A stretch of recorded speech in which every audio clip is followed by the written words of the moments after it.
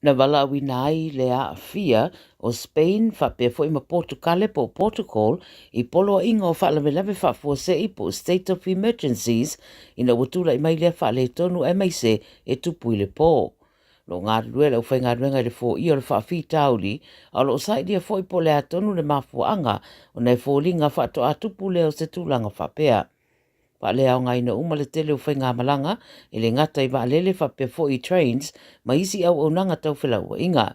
Wa tu I nai ma le lapta inga I ia tunu, ia whai titia le whewa ia o tau wha o le ele tise, I isi vaenga o lo o pongi sa pea, ma motu sia mai ei le ele tise.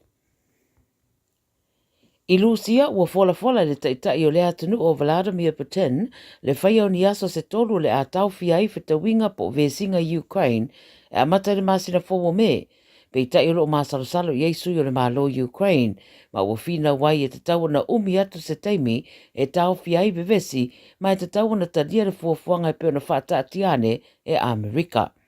O le whaamtaranga mai Rusia wa tā wai, o ngāio inga uma wha militeri le a tau fia I Ukraine, a mata le aso balu o me, a ngā i le aso se furutasi.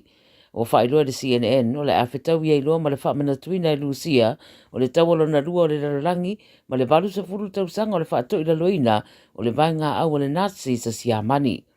Ne o fina wane Amerika e te tawana wha mautuloa se fine mui te tonu o Ukraine, mai au na mariri atu Rusia I se marianga e wha umai le taua o lo wha ataria la isi whiutana inga ne o whai eile mata upo. I Kanata, o lo wha ngā soro le whai ngā pālota le atunu urea mō le whiriwhiria mai o whai pule le ana pālemene e pei ona iai le te minei. No winga o le whai ngā whiriwhiringa o lo wha ngā solo, wha mautua I fwoi le numanai o le atunu ui ona upu whai. E ese teimi I wha I tue ono o Kanata o lo na winga ese fwoi teimi e te talai wha le pālota, ai fōlinga wāwa no umai le te minei.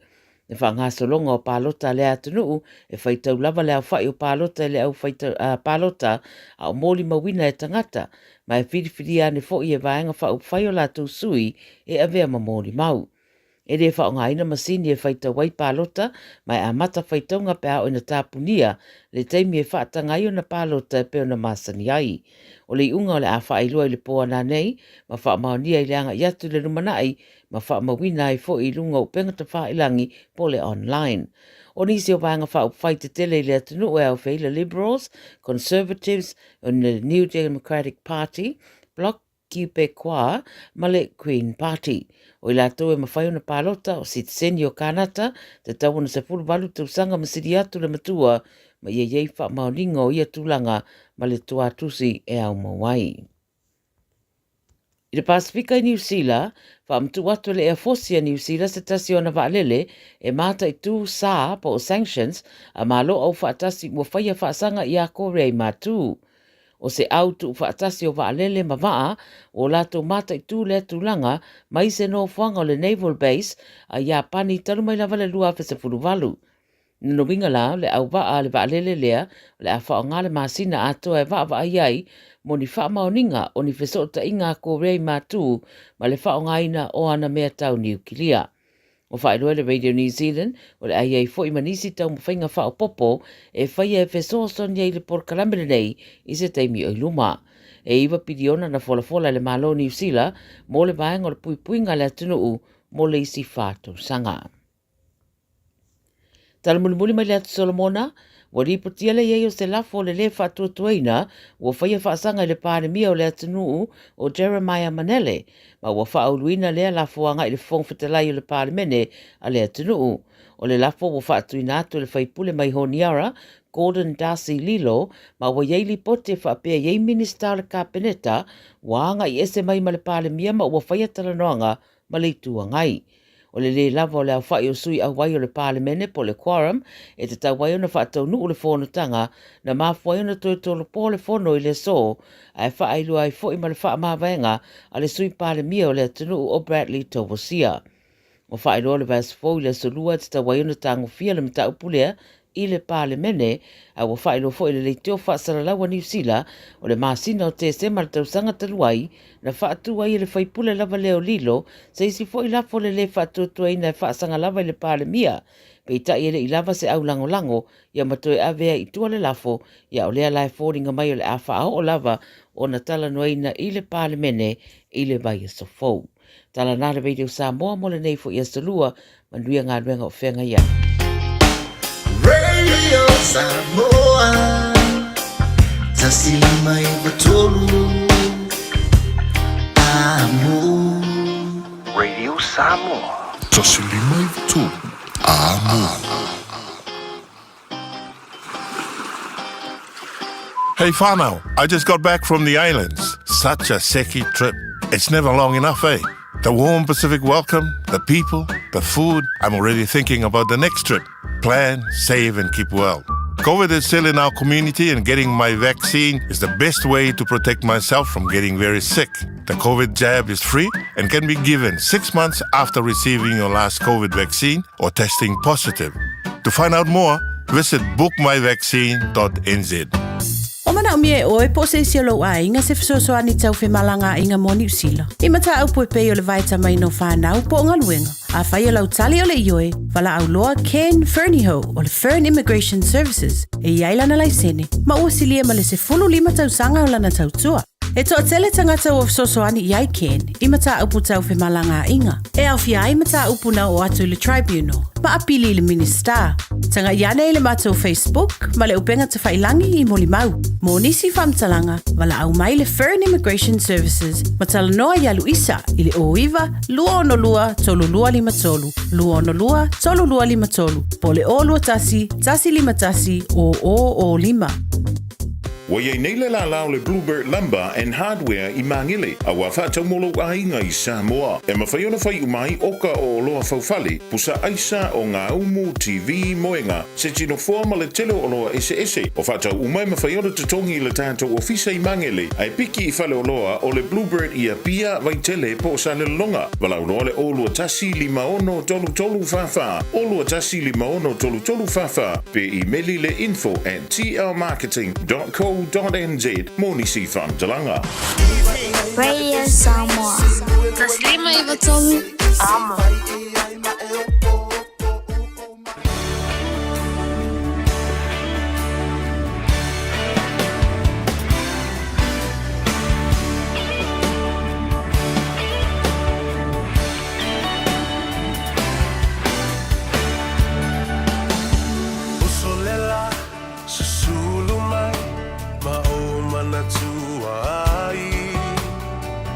Samoa, le nu'u o te nofo ai.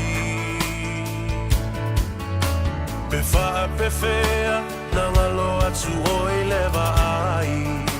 Samoa, o le penina, o te fia I ai. O solela, susulu mai, ma o mana tua ai. La Samoa, le nu'u o te nofo ai. E wha pe whea, na ngalo atu oi lewa ai. Samoa, o le penina, o te fia I ai. Hangi mai se matani, e momoli atu ai. Lo fai la Samoa matalasi Hangi mai se batangi Se momoli atuai Lo fai la Samoa matalasi Ia, talofa lava le po ia mawalunga o le whaafonga tāpua i le atunuu. Ia, maise fo i o lau sila mai moa. I le nei aso fou a fua i le atua le aso lua. Le aso lua sfulma le iwa o le masino a pewina. Ia, toi lua fo i aso tātou wha mawai. I le masina lo na wha o le nei fo i tausanga lua afe lua sfulma 5. Ma eu lava le alofa mo le anga le lei o le atua i a te oe mau. O lo mwhai o na tātou toi whilo iai. te mai lo tō sui fua, ma se malosi o le au au nei. E o tātou whelua i ai i lo mo le nuu, ai le o tu o le nuu. Whelua i fo i pu e o manu, ai le o pu e o mala. Sa o whaala le lei le atua i lo walofa ma lo wanga le lei e tau mulibuli pēr ia i mātou o lau whanau anga sala. Ma le whanau whai mea pio pio. Ai, a whapesi siri kala ni whakoi. Tātou umai le ia sisi. Ele o iai iana ia foi. Meo po ngā iwi foi le o lenga ngā le kapoti.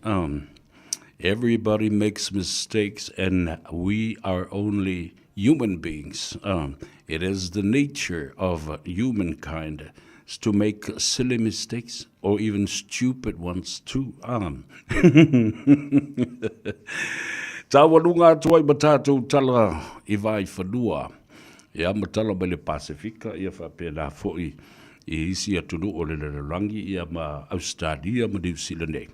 E le au nanga le tautua le tamaitai o Miriama po mare. Ia toi bogo sisi whapoponga masalo po le tau le tūlai 5 I le awhiawhinei a o tātou mafuta pēr. Manatu alo o manuia le whafonga tāpua I le tunu I le nei tae ao na matali ai fo I le au nanga le tautua. Ia se iau o mai fo I le ftelenga ia whafonga mua. Ia po le tō whafo I a Seumanu Francis Ioane. Manuia me oma. Ia, o lea fo ua tātou whenua ia, lei a tau o savea, le urua I ali I se yuli pesta ta ma le langi so alo, Al Harrington tō manuvao la vea. Tātou mafuta mo tō se ia pa ia fo I le tu lai fitu lea fia nā nei. Ia, o na tāua lunga I fo I lea maseu I whanua. Ia, le te whātou tainga. Ia, awa fo I ia le au nanga ma le tautua I lau lava ngangana. Ia, maisi. O le tele o mata upu tāhua e mawhai o na tātou whasoa iai.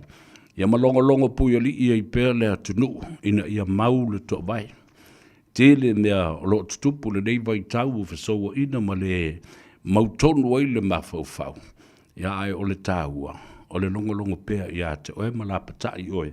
O le mea lea o le la kupu, kei miringai o le blesi mea lea o le la tupu, ma le si mea lea o le la pāi le pom. Ia. Ta ua le na tātou te nofo sa niuni iai. Ia a pole a fo ia ti finga ma I tu a inga ngai o inga. E sau le aso ma le matangi ma momoli mai. Whatalo whapitoa, ia te utou, le pa ia maulunga o Samoa I lo tātou vāna nofo ma le tā whatolu. Pa ia ma mamalu wha le malo, pa ia foi ma mamalu wha le angadu. Ia ai ia mawalunga se vi ingo le tua. Awa le tapua inga ale au whainga ruenga tutofi, ale tua I whāta whaitaulanga e fia. Le ngata le nei atunu o New Zealand wa avea mo tātou a inga lona lua. Ia e whapena fo I le tapua inga, ia na I o tātou mātua ma a inga, ma le tātou mālo I lau whanua me le ele o Samoa. Ia me se fo I so se tafa le rangi. Ia o nopia I ia lo tātou atunu. Ia, sa ofa la leile tua, tai lo wanga le lei ma lo walofa, tau muli, I la wadi I ma. Kata lofa I tamam tina mātua le tunu, I le mawhai ana alulo e awhia tu foi. Io oe fo lofa atu, ma whata lofa I ate oe, ma manatu, o lo manuia oe, ta owi le leile tino na ia ma whanawhana o le o saule tau malulu. Ia ma mai fo I ki finga ma wha mai o le tau malulu la tau ia. Ia, ai avatu ele whabalo ma le whaftai, o tau uma o loo whaatinoina le ngā ruenga o le tautua I le loto I whale. To tonu lava o tau lava si o manga a te ule whale. Whaile tau mawhitanga wa aita miki ko kele ngale whi ei solo. Ia a le o le nā. Ia o le tau mawhitanga mo le tamama le tina matua. E inuela na whala au. Ia maisi mau ngā ruenga ese e whaatino. Those who deal with domestic duty works at home. I le whangaluina o tau langai. E le lei, ia e o tangata e whainga ruenga. Tā pena ta maiti le a onga. Wha amamā le whale o tā ngā bea. Ai maise la o le ngā sesenga. E tau mamawhai ia tangata o ngā o le ainga. ma tangata lea o ngā ile ainga lea o ngā sfe au lea o ngā sisi me ai uma e o e ka whawhau ma ki e pasi ma e wa fo solo le lau whau malu ai o mai ai le whale pone manawa mai ai o mai lo lau leise me ai ia ka akolo i whawho ma ulo ma ki poki ka e ipu me whapea kule i lalo ma le sefi vai lea ngā mi o kanga ke le me le au ngai le ai ngā ea se wawa ai mea ma paa o mi o kanga Whatalo whapitoa i nei si o lo o asia i tātou le nei po i wai tau o le tausanga. Nei si o asia si mai, ia, whailoa i fo i mainga ma whanau o lo o wala i le tele o taibi. Nei si fo i o mai sa i li matangi, o no le vai o le fo mai, ia ma tong fitinga fo i, wha moi le lofo le tua. Ia, tau wala mai ali imta mai ta i fo mai, atu ma mai o le nei atunu, ia ma toi whafuisi ai, ia lo tau malos. Ia, o niti fo, ia, ua malanga mai. Ia, ono o le tūlanga o peau wha mawai, ia, ma wha mawai atu inisi sa pele le loto, male a nganga o ainga, ma tau songa, ma e masani o whai ngā wō, o paanga ma au mbea mamai. Ia, o wha manawa e le atua la tu ngā luenga. Ia, ma toi wha fo i atu i lona fio anga pa ia. Ia, ia, ma tuai, vai malu i puenga, ia ma watu fo i wha maisenga, mo onga lelei o alo whaanga, mo o tau uma o lo o ufitia i le au pongsa, ona o le wala au le atua, a wai leisi si e tū matite i le wala au le atua. Tātou utalia, aisea, leanga o le Faiva whaito o tasi o le atua, i rea masisi e pule ai, o ia na te au mai, o ia foi na te toe ave e se atu, i lona taimi whaatūlanga ina e tusa, male fuafuanga le atua, malona foi lava fina ngalo. Ia rena, a o resibe, o le tele au me o mai a i tātou, o le tātou whaata mala. Tele o mai ma me o leo o mai ai o masenga ma mawhatianga, o le tātou whaata mala. E te arua o e su ele me ka eiro maka ma ka eiro uru ma foai ma alo mamau. O le whaala me lave nga kau mamau, le ka kou ke o aisi ai. Aua ke aisi i le meo le whaala me lave. Malesi mea. Whaalongolongo le nganga pa ia malana musumsung, a elo e te lave i le mea le aru esi. Ai le whapea o le ke alua koe ke sua se mea ke la vea i e la vea mo i do. Ia se uro esko inga. Se uro esko inga e kokolo lola ia le whapea e waiva ai manatu ma fo le whatau waa. I le wawa ai atu i le wato ina. Ai le loa. Ia ea o i le rei ei o e le to ina. I sana tama i 1, 2 ai cover le apakaki ma mea bena. Ia rai whai koe o whai mo e koe polo koe e. Whai koe o karekara ngoe le kele fonki. Whatalo whai atu tau leo whai ngā luenga le nei aso. Wha malo atu le tautua, malo fo i ono sai ma le lava papale i ngā luenga o lo ua tofi ai o tau. Na ngā ngā e fo i Faiva o le tai ao. Ia ma susuru mai le la, ia e ala usuro fo i le atunu, ia na ngā luenga e masani ai, ia whapena fo i le whanau ia o onga. O Faiva e whai e le ngāta i whale, o Faiva fo i e whai i le vātetea, ia maise o Faiva e whai le tua vāo ma le tua sivi, ia o Faiva umaha nā o tātou, au whai a onga, o leo, lau ta avita vale, au ave pasi, ave loni, ole ave train, ave vaalele, ia o mea umana. O Faiva umana ua tua i aile atunu, ua ave mga luenga. Ia, e whai ai ma tausi a inga, tu ulu whalao ma le paka i lunga o le lau. Ai la le muna tanga le kalesia. Ia whapena foi i le tūlanga. O le muna tanga i Samoa, ma whaala ve lava. E whai Samoa, sau mai luma, sau mai tua, oso mai au kafa, sau pa u mai lunga, ki kilo kulalo, O so mai fo isi whara vela lo vai. Wale longa se, a leo te vatu, o le popole. Awoni ave ma me pole vale ai le mawhau. Ai te talo i le tua e musu ia o e le nganga. Fasino mai le awala e fatino ai mena. E o tu fo i le teimi e whaile nā whala vlave. Ua foa i mai e le tua le mea osi e le taulanga. Io, o le mea mo i ale upule na. Ai mai se la ia te utou. Ma tātou. Tātou te anga. E osi o tātou ainga. Ma mea whapena e whai. Io, e leise isi e tū whamaunga. A o lou ainga fo i e te tua i ai. O papalangi e te ua la tupe le whare tupe. A o le Samoa. E invest ma te ua na tupe i lona ainga. Provided o tangata whai ainga le leifo i nā tangata.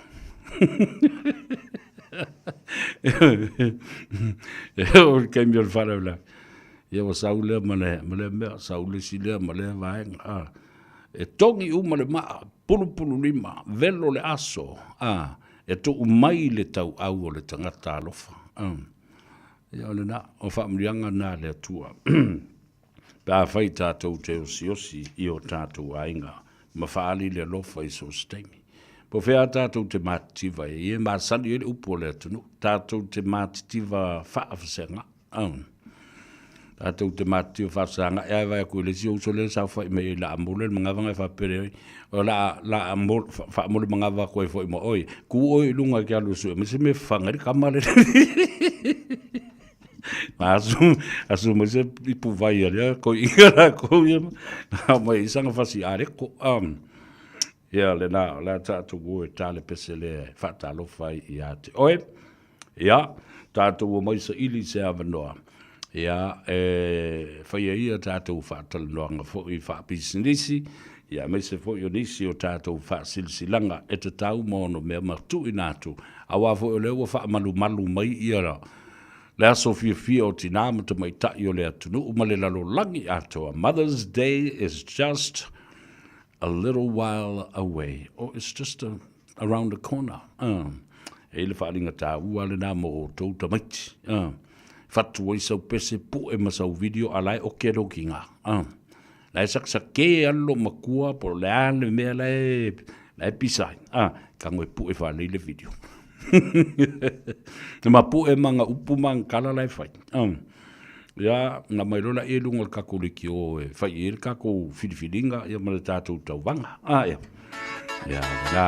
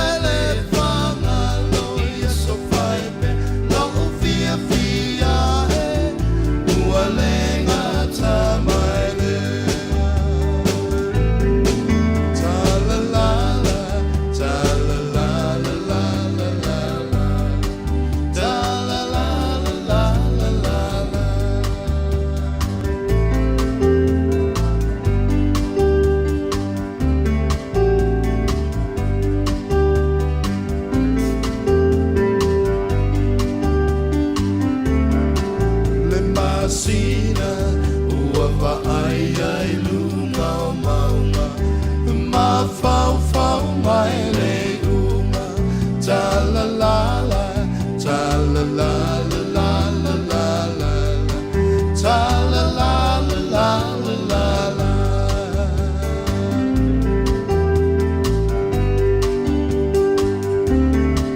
I te musu I se uo ai fa pupu nei ave ave fa se le mutu ta la la la ta la la la la la la la ta la la la la la la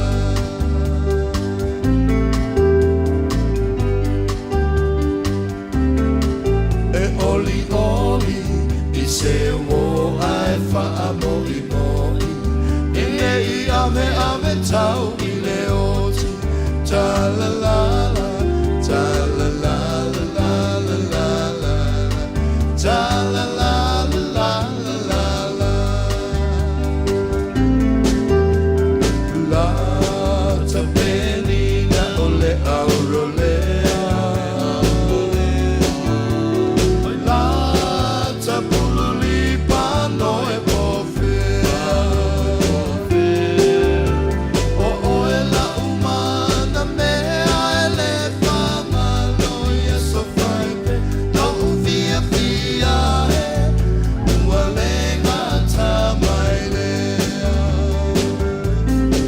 ta la la la ta la la la la la la ta la la la la la ta la la la ta la la E ale nā le whawhiwhianga mai le Golden Ali'is le sunga a mulianga i o le usofo i a vea. Masalo pe tue tō tasi a le tangata o lo soifua o le whaili lea. Na o le whionga a mulianga o tele iloa i ai i nā nisi uso sa iai i le whaili lea le Golden Ali'is. Sa tātā lava ma whawhiwhia i le tusitala tuwai le whalitali malo i le tele o tausanga ua mawai. Ai, o le vai aso fō. Ia, le aso sā. O le vai aso lea, o le tātou aso tina. It will be Mother's Day. Ia, e le o toi mamau fō. I tasi fō le aso tā ua tele le lalulangi. O le whamda tui nai o le sao tā ua. Ia, ma le lātou fō i ngā ruenga. O tiu te masani o tina, muta mai tai tono o tātou ainga. O le tau wangala le tātou radio sa mo le tau sanga le nei. E sa o le lei mama, o le urutala le nā. E sa o le lei mama. Ta maiti tango fila e pu e maise video o lo tina. O lae fautu atu ia te utolu tu planga. Po o le alawa le tua i ngā fautuanga e wakpo lae oki. Fautuanga e mawhai o na whapea e au fi ai mea nei. Wha mua le atua i so se mea te whaia. Ta sile nā whai upo. Lua. Ia mau pea le awa ma le whaaloalo i so stangata. Pe o tala i o le whai atu e lo matua i ate. Oi. Aua e te nau tele i lau telefoni. Ai whai ma wha malo lolo ma whau whau. Wau tele i o tala isti nā e whaia o ko wā e alu le aso o vea kongi ngiwa solo kau pula pula o makafole le omi o binga o lau kelfongi. Nā whai mai ai le tai au tāle i tū la esfurma le lua lai whai koe ngā singa mai ai a koe pungou le whai ngole o minga o kelfongi. Aua e te nau tele i lau telefoni. Ai whai ma wha malo lolo ma whau whau. Tō anga e tatalo e whoa i mai le poto. Po le alawa le whautuanga, po le ote fo i loutina. Ia, e sau mai i le alofa, male nau ia e manuia. Ia lua minute le umi o lau video, na lafo mai lea i le radiosamoa.co.nz/mamba. Ia, o le awhaia la le tātou se i le aso iwa o me. Ile afatonu wa le tu la sfulma de lua e fai atu lunga nei le tātou le tio. O le a maua ai ia se mea lofa mo le tina o le tau ainga. Ia, le au te tala le tātou wawanoa le temi lei, au te whaatuai, ia manuia tele. le tāpenanga mo le aso tina uma o le larulangi. Ai maise lava tina o Samoa. So children and kids, make a video of your mom while she's talking to you, or whether she's angry, or whether she's giving some sort of advice to you or to somebody else. Make that video and then send it to radiosamoa.co.nz/mama. So with words like this, have God place in the forefront in anything that you do. Ia mau pea le whaaloalo I sos tangata. Be respectful for everyone. Awe te nau tele lau telefoni, whai ma wha malololo ma whau. Please, give your mind a piece of rest. Rest your mind from, or rather using your telephone all the time. And these are usually things that your mother will scream about. Pray so that wisdom will be received. Whether it's a piece of advice or whether mom is screaming her lungs at the top of her lungs, she's angry or mad. And those are the most beautiful times, is when she's most vulnerable. E kango lama fo le kai me okay lookinga me pe fali ma fai se o yanga o stangata ale lo la ke zoom tu e ma pu e lo mo na ina ya me mari e lu minute le umio la your video should be 2 minutes long, and then please send it to radiosamoa.co.nz/mamba. Mama, lautina, iole na. Ole, tau sauala ta balelende mo tau. Ma tau mawhai e pu e maua mai le talanoa ngā le ftelenga ia su manu porto whafo ia whonga mua. Francis Ione, ia marasui o le tātou Radio Samoa ia pia. Le fionga a lilo mai ava vai, maina mai. Ina mata upu lava lea e winga ele maliu o tu au. Awa, wale mawhai lava ona toe ave ese ma mawhau whaunga o tangata. Ma upu foi I ngutu o tangata. Ma le whaalonga o tangata. E winga ele nei mata au. Aso luas furma le lima o me. O le matua I umia o whaatalitali. Wa umi o na tali ngā. Tali se unga. Ea le nei wha amsinonga. Ai po le hafo I la le umi o le whaatino I nei. O I le a tātou maua I nei. Le au mōli mau pepelo. O le au whaitala pepelo. O le au whau. O tō whawhonga iei. Ia o I foi, o le a maua ai foi lea ma moli mau, e le aini whawai. O le tala na whawhau atu e leisi tangata. O le tau mawhainga ina ia sefe leisi tangata a o se tangata e eilo na soltanga. E le whaalave. O ni tangata ua mai e pui ma pupuni, ma ufi whaamanungase, le faa tamala o le istangata male tala pepelo, male le faa maoni. E te wa ai atua I mata o tangata nei e lau manu ia I nei mataupu. It's so easy to see and tell their face, their facial expressions. Absolutely. O lato tala. Pe fo le loa pe popula mai, pe popula e lunga, pe fongi le isu, pe mili mata. Ma mili kalinga, mili le moaulu. Lala na le no fetu.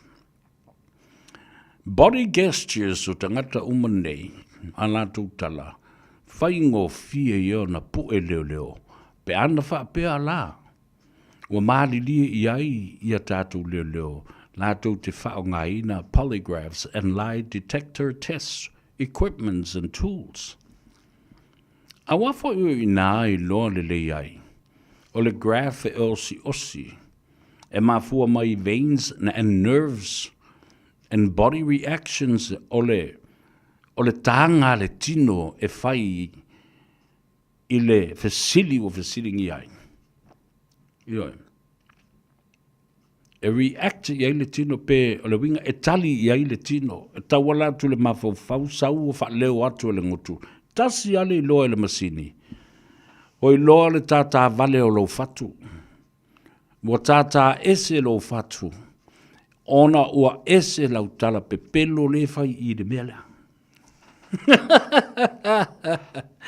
Le ko ke kali e ale au te fai atu lava. Ana avatu ni leo mai fafola tu te malama le le fa o nga ina. O masini Yesu e ile meo le tangata ua matua ma losi le pepelo sau le ngutu. Wa leva na maua. Ioe. A wafo ele mwhai ele tangata on a control. Matao fear, internal reactions mentally and also nervously. E react uma vaenga o le tino i le fesili ma le tali le tangata. I le pepelo le tangata lela ua fai. E matua si pela mai ina le masini ma le graph lena. Inconsistency with your answers. Iau tali e fai mai. E vela kol fesili a ngofo mbidi fa pengi yo maka. Kan kos okule mea lo kingo. Pi lima fa pengi ku lima. These are all different reactions when people are taking lie test detectors and lying polygraphs. So why don't we use them? I said, I made him for you, no tattoo.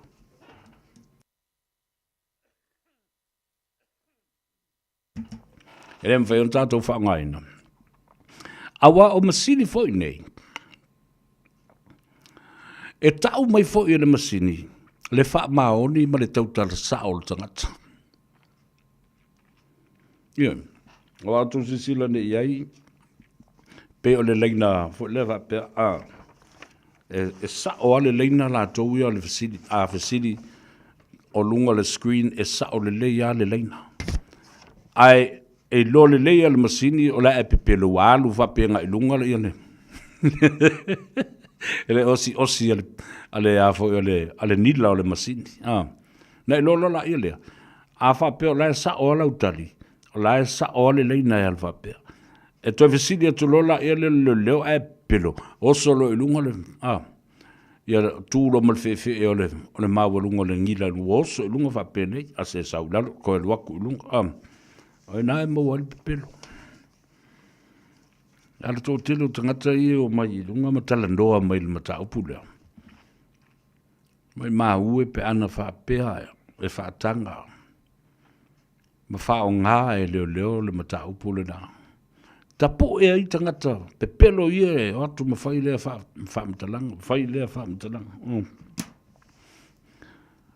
How can these people tell lies through their teeth? Avesisi me tau mai. Aso uma taimi uma ale ua whātau sanga. Talu na tala pepelo ua mafia le pepelo. Awa ua matua le na o le mataupu. Ua whātau sanga le matua o le mataupu. Ia tua. Lua vaenga e tau lava o na toi sila matanga i ai. Ia le susu enga le neifa pe na fo i pe a tafa se filingalo. O le fionga le minsta, o le leo, ma le fionga le komisina, o le leo te lenga au pau. Siaki, phone records and data. E ai ma se mea e whainga tā ai o na whaile nā mea. Awa e pe sui wha fia le numera. A tangata ia lau munu ia, matua ia i mea nei e le o wha maunia, ona o lea lava e le i whaia se wha masinonga. Wa lewa na te tau o na maua. Nā la le mea, le mwhai na mai lalo tata sia. Phone records. I'm urging you and begging you, please, my dear brother, the Commissioner of Police, subpoena the records from the towers of the Vodafone and Digicel. La e maulili e numera nai o. E mawhai foi o na whaaliliu Texas, ma telefoni na whaao ngai le pōle na. O se awala silio na whaawhaingo fia i le ngā ruenga su e leo leo. Alfa sili le nā lo tu lai mai pēr. Ai se a lava. Wa le tā pā ai records nei. Ai se a lava o le mwhai ai. O na tafa le whina ngā lo. Au mai i la tō. Forensic experts. IT experts.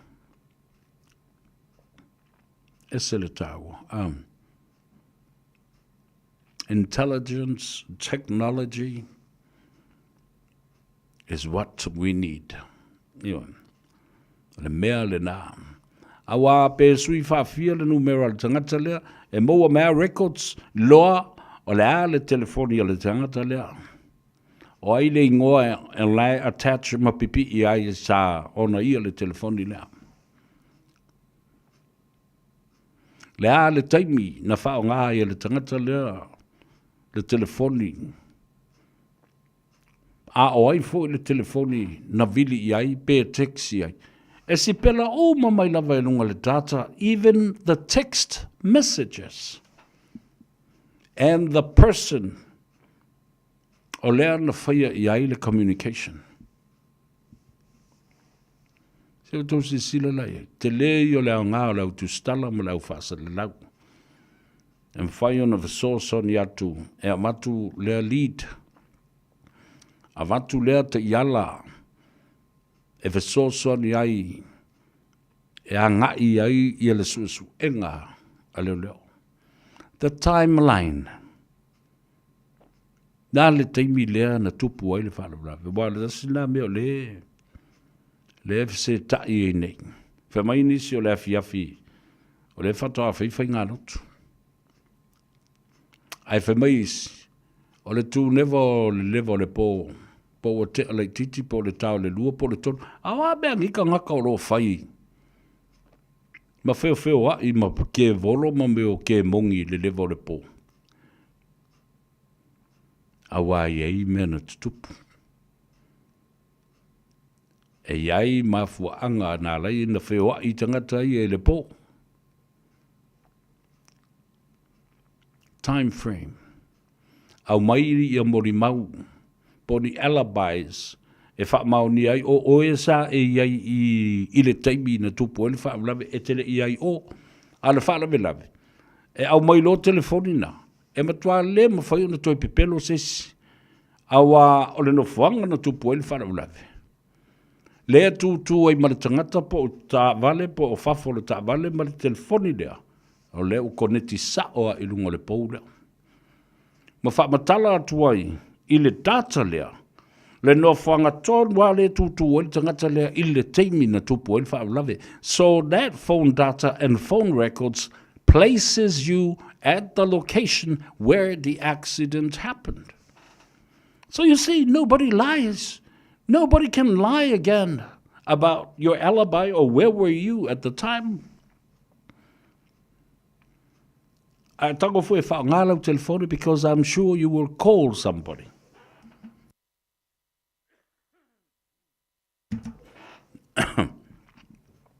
It is only natural. When an accident happens, you panic. Ka vale lo whaku. Wa e mawhau is tangata e silio nā lau whai ate, o e ma silio na e whātūtō ina. Nā lau me whai, a vanelo e lunga lau telefongi, vili lo iai. E a mai se whautuanga. Ma tau o oe o le tangata mua muale tau hei, tupul whalau lapi. Ma ea, lani mo, whenga ke vili mai ei. No, ke vili a kui vai kele. Au me ngai fai ngā. Wai wa le ftia fia le kene i o mai. O i orua.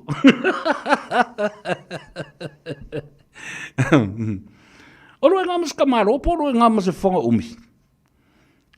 Kope a sau. Se whakari. Ene me o kupu. Ene me o kupu. Lale me o kupu. La vera ka makiki. These conversations are recorded. All these texts are recorded and pinpoint the numbers and owners of those numbers. Telephone numbers, mobile numbers. So you see where I'm getting at, Samoa. O le whaingo fia ia. O le a apa atu ma fesosa ni atu lau whasa le lau.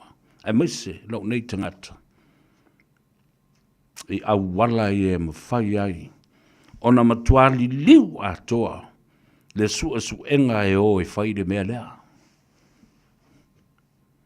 These records will convict somebody.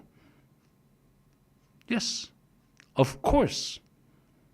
These phone records will convict somebody and will bring out the truth and nothing but the truth. No tosi da sira le iai. Ma taio asiasi will live a tau sanga o wha pusa le lau solo o ilunga o le ea ma lunga o le.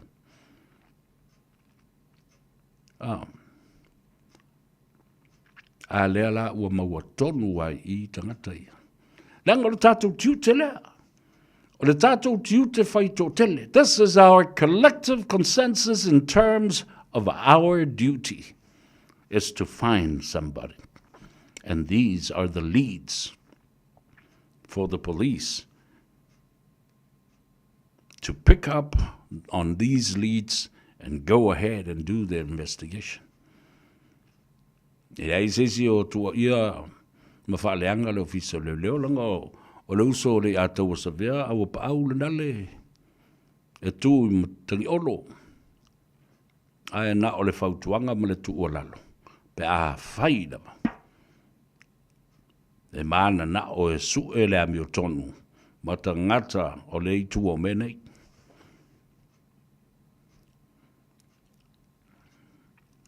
E se ala. O ba fa leo te tau lua tu I Samoa le whai ungal vasole nei o te alu I le afo I le Samoa Observer. Ena I alo lomi whaale le iai sautala. E winga I le fesoso ni atu tu istala. I se au wala e mawhai ai. Ona au maia phone records ia o lo ilunga I lena pipi ia I le pō na tupu o le whaare.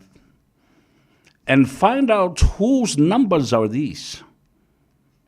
Yeah. Nga lea la o tau silsila nei. O le matua umi o le taimi e.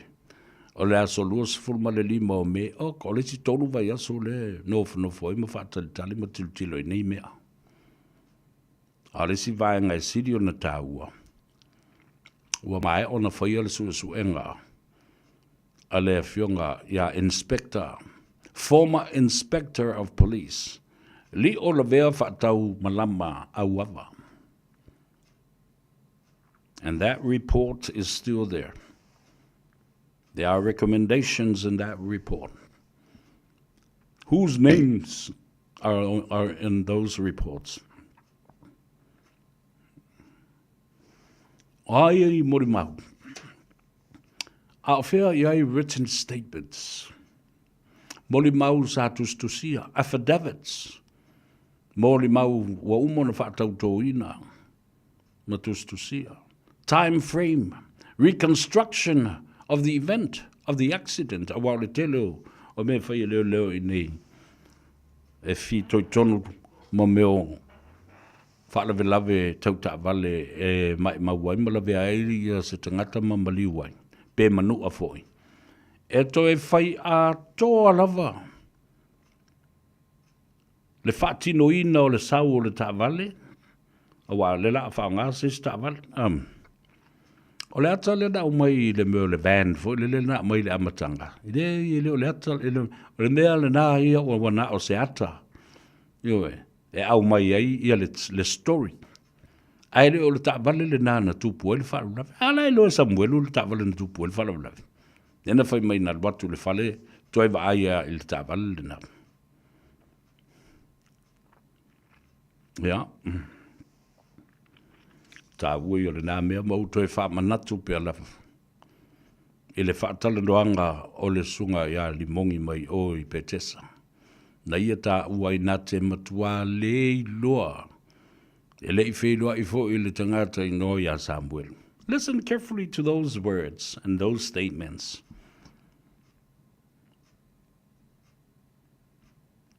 Tau whaafonga i. Ai alu o wā tau whamai. Oi! Ia au o te ilo whape. O, pe ala o le tangata le. Ia langa o le whamaunia i ma whetusia. Inga i olo o whai i lunga le telefonu i text mai o text atu. Just think about it.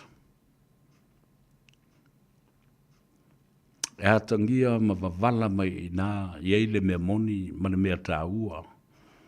Ai ua mimilo e le tangata le tala ma pepelo ngia aila ia lea. A te tilo i le segment le nā ma le toe di wina o le whamtalang. Oi na whawhela nei loa. Whawhela nei loa Samuelu lau numera. Whawhena e loa le numera Samuelu o le exchange messages and texts at the same time. Wouldn't that be a red flag? E reo se fu a mū le nā o le o mō mua whaatu mai e loa ai e ai le whaalawe o le whai o le whaamtalanga leo. E leo whetaui i al sooina o iu o tala, ma le amatanga o tala, ma le whai upu e wha atoa i ai se whai upu atoa toa. E le mele o pu i le vale, o le tanga ma le masaninga. So there you go. It is establishing a relationship between the accused and the eyewitness. There is a relationship there. Share tato por Columbia, Samoa. Press the like button, share our program, make a comment, leave a comment for me. I love reading your comments. Lea o tato amata no tato o i meo le wha whitiwhitinga. E tā ua tele. Awala. Wa le whai mai isi au whaasa lau tala pelo ia nei whai mai ore mawua anga. Wa mena i lo, au whaasa lau fauia. They feel so you might pop up here and there. Where were you? I know my fui whai mai e tutu leo ngā tonu la tu te le whai se tala leanga i se tamali anga o se tangata. Alal me le whai. Upua e tala ua tangata i ala uti. E pepelo, e ngaoi, e tala pelo, e pi o pio. Whae le whaalongola i le amatanga o lātou porokalame. Whai mai, ia o le aunga o le male whaamua ni porokalame ina ia aua. Ia te ulenga ngana ma, bla bla bla. Tua i loa ba maua tua i mata o le tangata, ma upu e sau le ngutu. E le fia i ala auri. E tau whaaleanga fo i ala auri. Auna whanau ama tilo atu iai. Ma e wa ai i ai i winga. Ma le swinga tele wo o i ai le autustala. Ma whauwhaunga ia na utustusia na pō. Ao whaia o sa i ringa ma susuenga. Ai tō ti tilo nei la ia Samoa. E uma o tango wha Samoa atu. O muri ale na utusia o malo loa i loa na pō. Listen very carefully. The Samoan media personnel and outlets have shifted focus from broadcasting the truth to the people and for the people because of these reasons. One, some are having financial gain. Two, the political affiliation. And 3, fear of persecution and prosecution. Mea o mai tauina. Wa mai tau mea le atou sa vea. Wa whaalongolongo, wa mata, wa vavaai, wa ilo. Analyze. You get to analyze people and what they say and what they do and their body gestures and their reactions all the time. O tōsi sila e, Samoa le whafonga, o tōsi singa muli alea na pō tele I malolo. Media personnel, lau whaasala lau matangata lo whaia le nei ngā ruenga, ai mai se fōi. O vaenga o le media, e sa wai tala, ma vaenga o mea o lo tutupu. They have shifted focus. Ua sui lea la fua o mea ua whai. La le suinga lea. Wai loa ma mau atu lava e tangata. O te le whai atu la po ai lea a o ai lea a o. Ai pai ma la whai o lea ua. A tangia ma mai tawina o la to winga. Ua sui ai le la to vai. Ua shifted le la to focus lo no winga. O le mea sa iei mua. Sa tilo iai mua. Sa lango iai le mea mua. A o le teimi le nei. Ua matua se ese mai ei lau. The focus have been shifted from broadcasting the truth to the people and for the people. Ua matua se ese lava.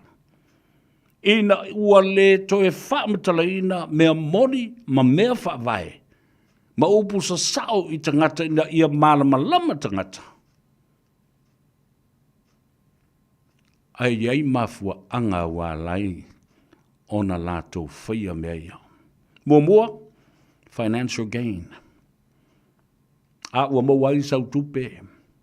Mo o tau mananu mataltala no ai, o le mo maoli atu le tupe le mo oi malmelna ai sui lau mafufau.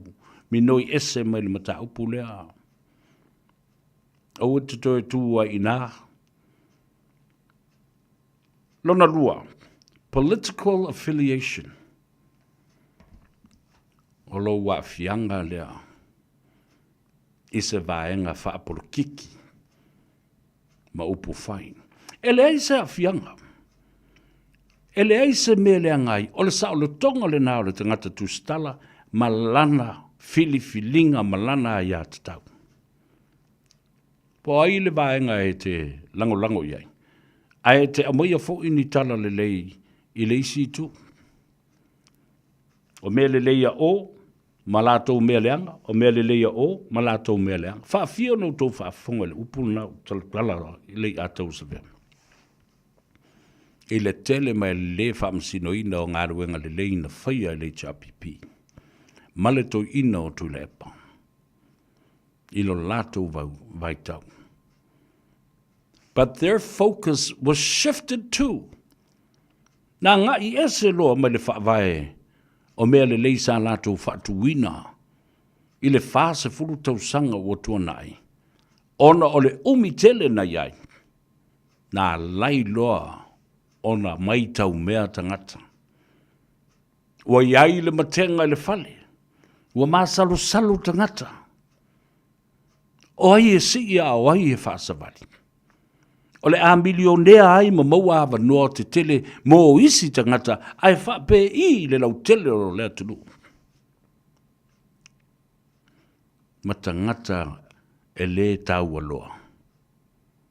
Nā whape I o na whauau le pule tutu ani tangata mo se vaenga ai le manuia ini tangata tō tele po tangata uma. O tau si sila iai, mel nā. E ala, o na mate ma I ite tangata, ona o meo lewa ai iei bata ma whaalongo iei talinga, ma meo lo o tūlai mai.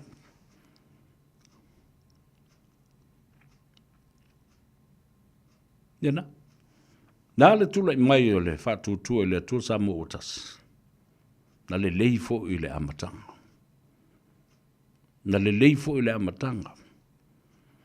A o le mata upu lea, wa te umaua i lo loto ma lo fatu. Ma lo uma fau fau. Awa sa o tau sa ili lava. Pe ai se a lava wa ba ile fongatia. Ai taluai le maliu, ma le tu ua o le malo, ile tai o le kalesia. Katoliko Roma ile lalulangi atoa, the late Pope Francis. Lea nā lai o na maua i lo loto, le toa fi marie. O upu nei na sau noa, i ele tamapa ia. E le ai se fi le mu tātou te maua. Tā whai tātou te tango au mawhawhau a upenga. E whaalia ai lo tātou a nganga. Ma e a. Ona ole fia papa i le pule. A whawhaingo fie la ngana. Tasi ale mea leo na male pelepe. Le vāo tangata. Le vāo whaalapu tonga. O mai se ainga. Le vāo le nu. Le vāo le tumalo. Le kalesia. E vā fo i le fongatia. E o lava i le malo. Le o tātou vāba ai ai. Ai sea. Fia pule. Oia fia pule. Fia fa sopolo le pule.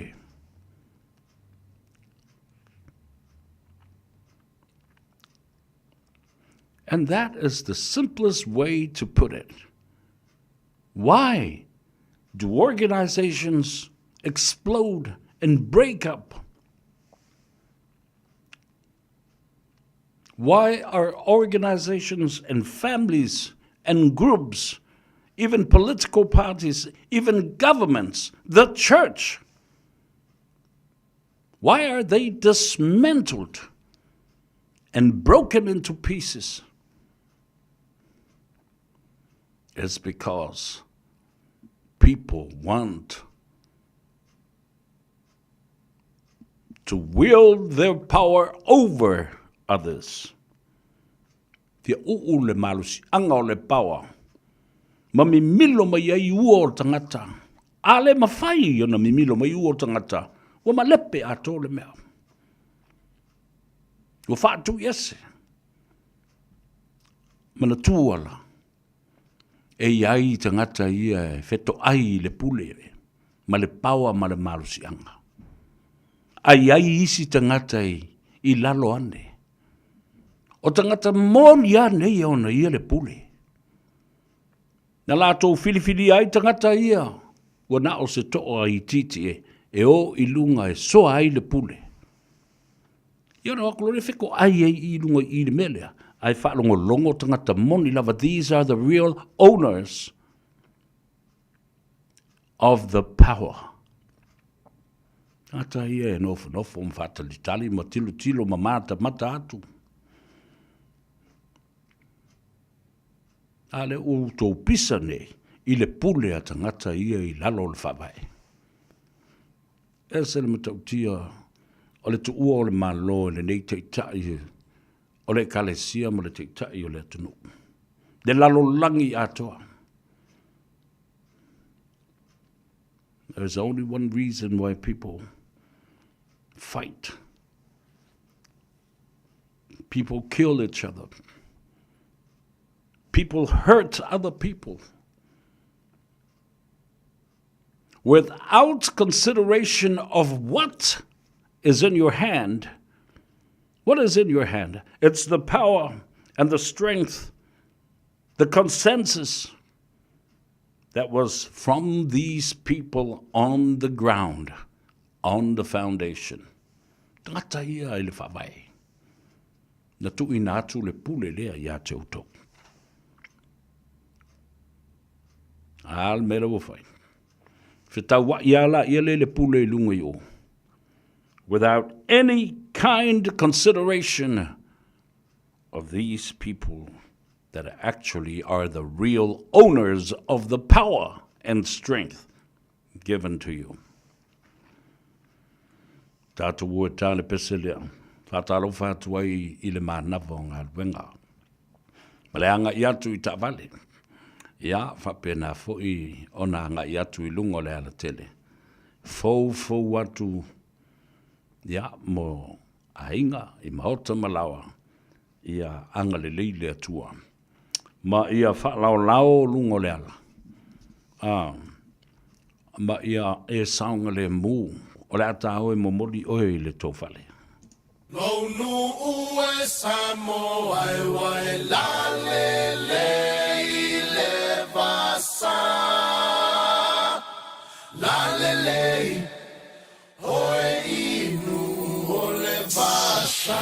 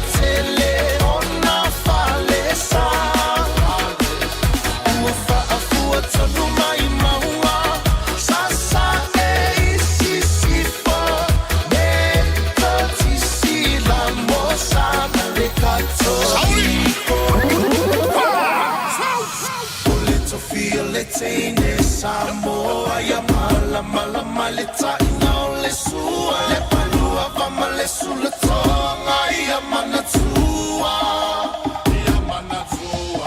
utupula ngatala voine ya so semana ufa ali ali malu ya tile fa Samoa wana ole nanu fa mole so te filo malu.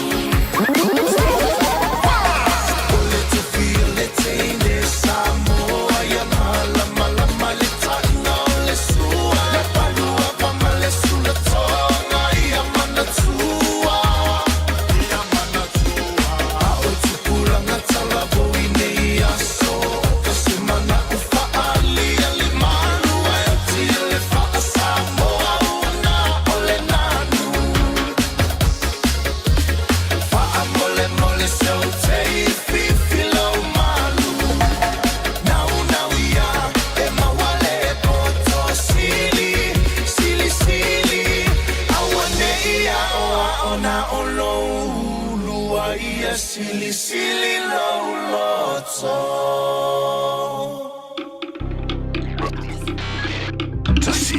i fatolu amo. Radio Samoa.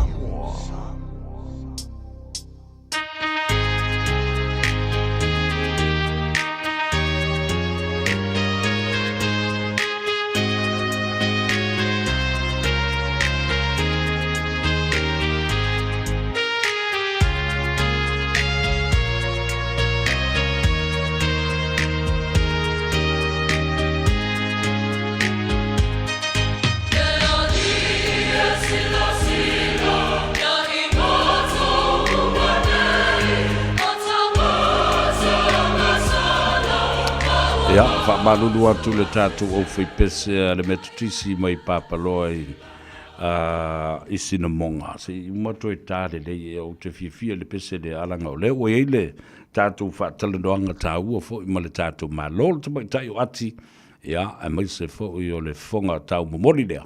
O le tātou pūlenga ma le au whainga luenga ale whalata vale o le Henderson Cars. Whatalo whātu ati, mā lole ngā lulu ke ofo ia oewa le lua pongi sae fwa, ngā ki ngā lokoa. Palo se fosa vea, e langi maso ia te e lo whapene whafoi e ina le tāpu kalame māsani.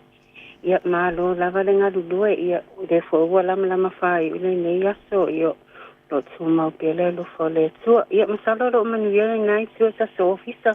Ia, e whapena fo i wātu le vasiri alau. A fionga le te maitai. O lo o manuia me oma. Ia, ai, o le tāua.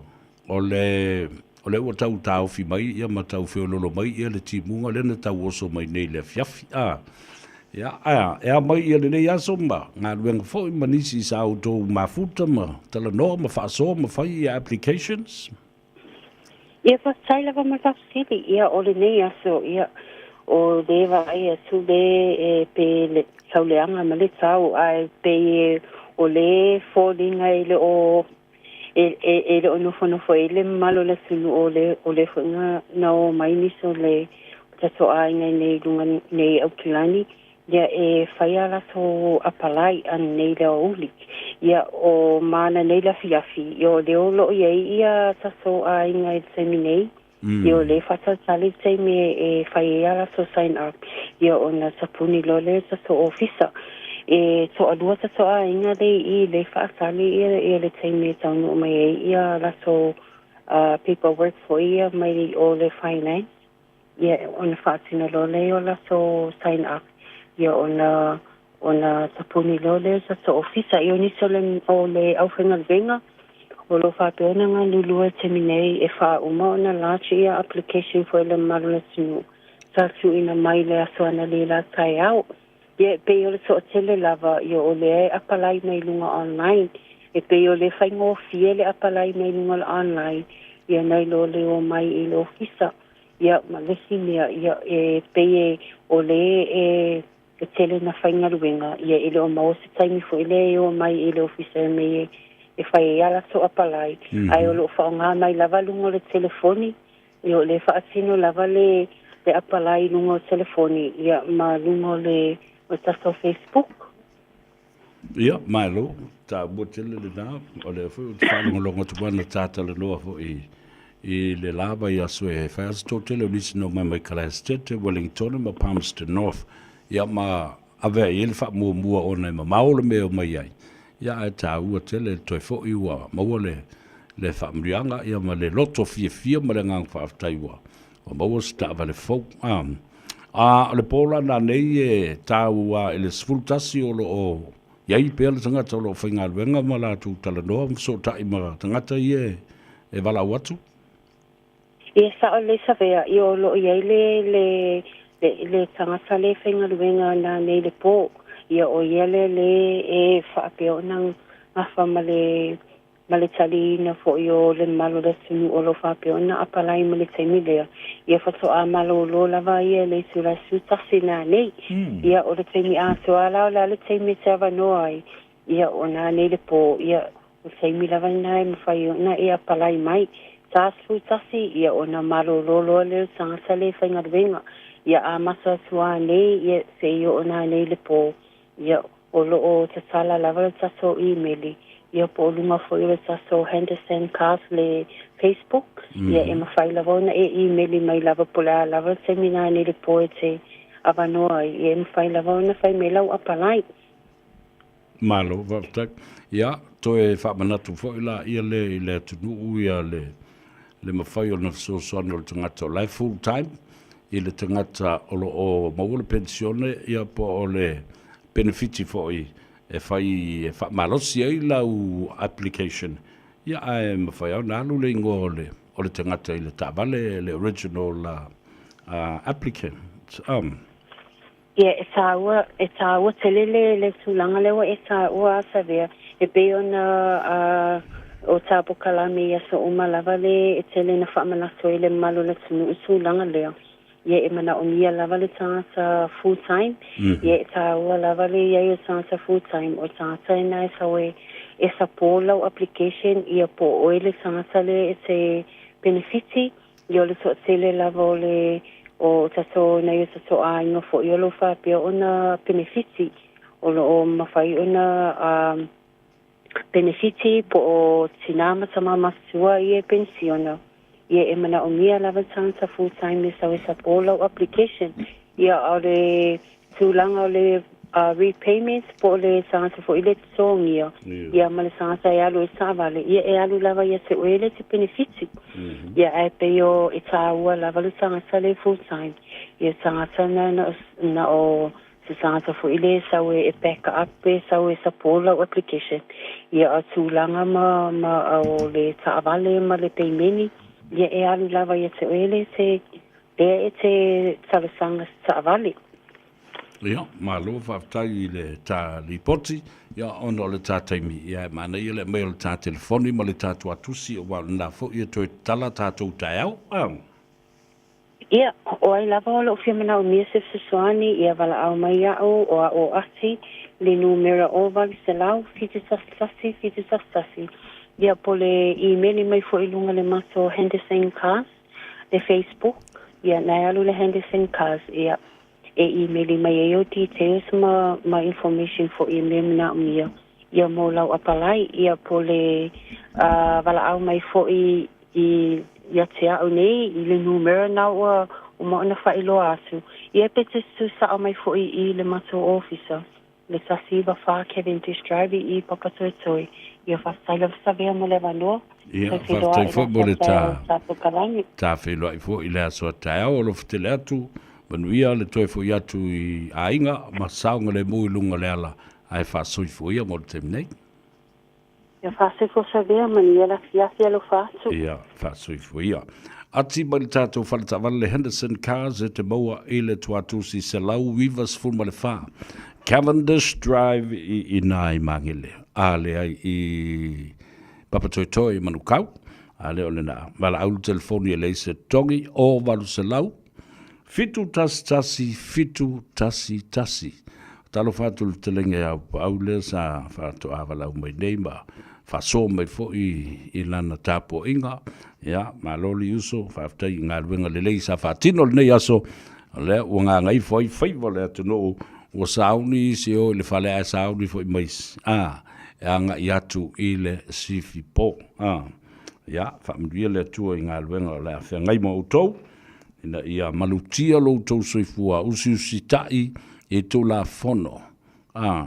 Work safe policies for your own safety and also for the safety of the company and its assets. O mea whainga ruenga le asset. Pe wano whai atu i ate oi. Le o sau ngā ruenga le na. It's not in your job description. Le o whamatala ina mai I lau kon kalate lau ngā ruenga o ene alua tu e tū ma e tango e wawa ai I le wha ngā solonga fo I lele o meo o loa I lunga o le masini po le conveyor belts na pauale na a ko e ngai lunga I ngangi o kauka e kango e uesi ai leo le pēlo le masini ai aruka loki a mai fuole le afia le masini ma omi mai ai a meo waia erkisi Yeah, that's not part of your job. There's an engineer, an on-call engineer in the building. That's his call. There is an electrician La fai le kis. E la kula o le kukulunga o le meo le paule ka vale le e o koe lunga. Ai la ku loke fua le masingi ngau a pe. A pe. Kuku le lei. Ma lo le lei. Longo ia le insingi e saunga ia fai. A lea la utotongi o e a. I le taimi la e alu ele vau le waki. A e tele o kango i se me koe fai le taimi le na. Ia le na. Whaatai atu tu mai tai ati. Manuia le toi e fo i atu i Mount Malawa. I le nei a fiafi. Ia me se fo i le sauni atu nai o tātu tangata. Wha malu si au ia i o tau lela au e whaile si fi pō. Ile afi nei tatu o toi ta fa mo le pese le famele si lo matua le sisa fa mo sa vea le pese ngal mako e kale si e ngai papaloa i sinamonga ala foi pese le metisi ia o masu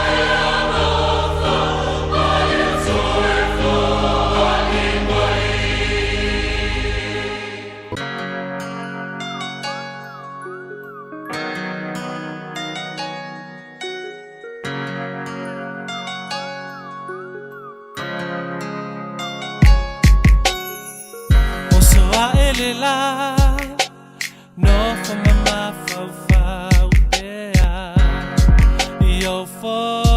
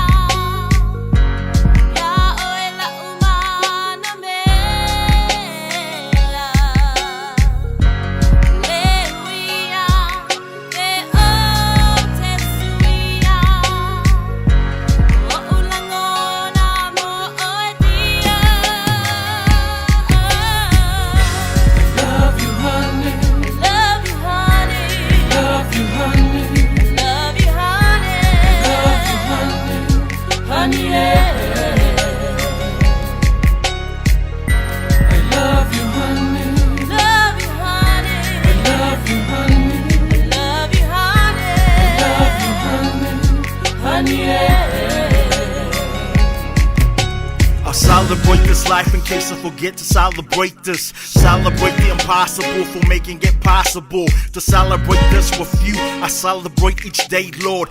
Celebrating like the arrival of a newborn baby to this beautiful jungle. I'm cool like a gang of penguins with happy feet. Celebrate my girl graduating from accounting. I celebrate her for everything she done for me.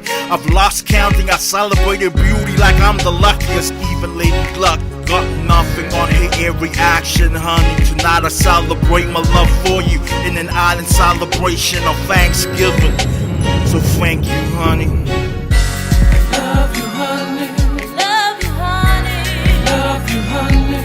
Love you, honey. Love you, honey. Honey, yeah. I love you, honey. Love you, honey. I love you, honey. Love you, honey. Love you, honey. Honey, yeah.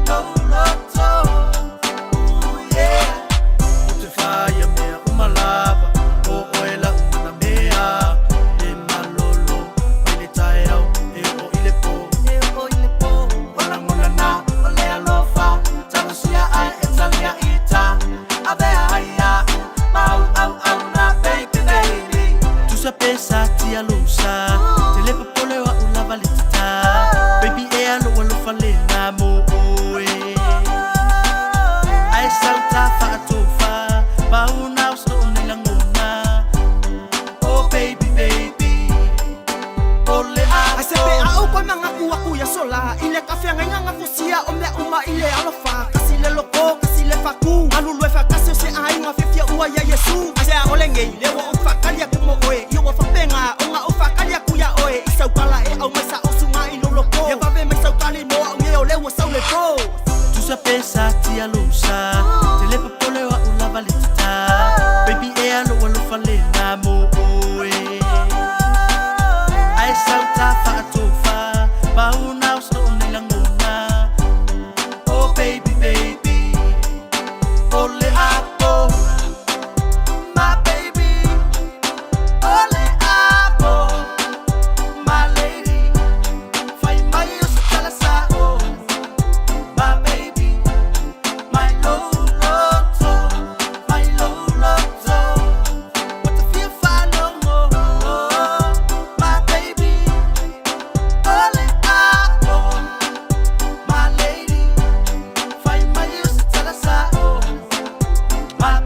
le nā, whawhiwhianga sui whiwhiloi o le mānawa o ngā ruenga o le usu fōi o i lātou.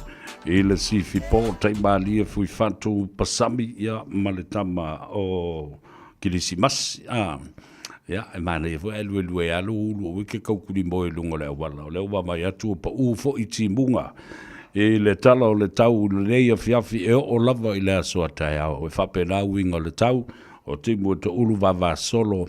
Ai maise lava i au kilani nei. Maleanga i atu i up north. O le whasisilanga tā wule nei mo o tau le whanau. Wa fo i le o tu la lata fo i le whailonga ina o le aso whaapito tina matama i tai umo le lerolangi i le mai aso fo. Ia, o le tau vangala le nei le tātou Radio Samoa. Mo le nei fo i tau sanga. E wha tomua ina whapea. E sa o le lei o e mam. Tamaiti, po e la ia leo sau video e 2 minute le umi. Se video lo tina va ai po a fautuanga la e fai lo tina i tupulanga pe o fautuanga nei fautuanga ma fai ona fa pea fa mo le tua i so se mea e te faia ia mau pea le ava ma le fa lo i so se tangata aua e te nau tele i lau telefoni ai fai ma fa malo lolo ma fau to anga e te talo ia foa i mai le poto. Pole a lava le tu ai ngā whautuanga o whai e lautina. Pe ore kei mwhole le lai, kango e whaai ka lau ki ngā, o lau mea pila, vole le e kango lo pu e lo mare video lautina. Po a upu ia le a sao noa iai. Po ngi upu le lei, po ngi upu wha le lei. Ia, a e pu e hei lo ina. Awa, whe mai, o mea uma e sau i le alofa, male nau ia manuia au tau le whanau. 2 minute le umi o lau video na lafo mai lea i le tātou upenga ta whai langi radiosamoa.co.nz/mama. Le whai le tātou se i le asuiva o me. I le afa o le itu lais funma le lua. Mawai fo i mase mea alofa o se taui mo tina o lau ainga. Le o te tala le tātou wawanoa i le teimini nei, aua e te whaatuai, i manuia tele tā penanga le whaamna tuino le asau tina.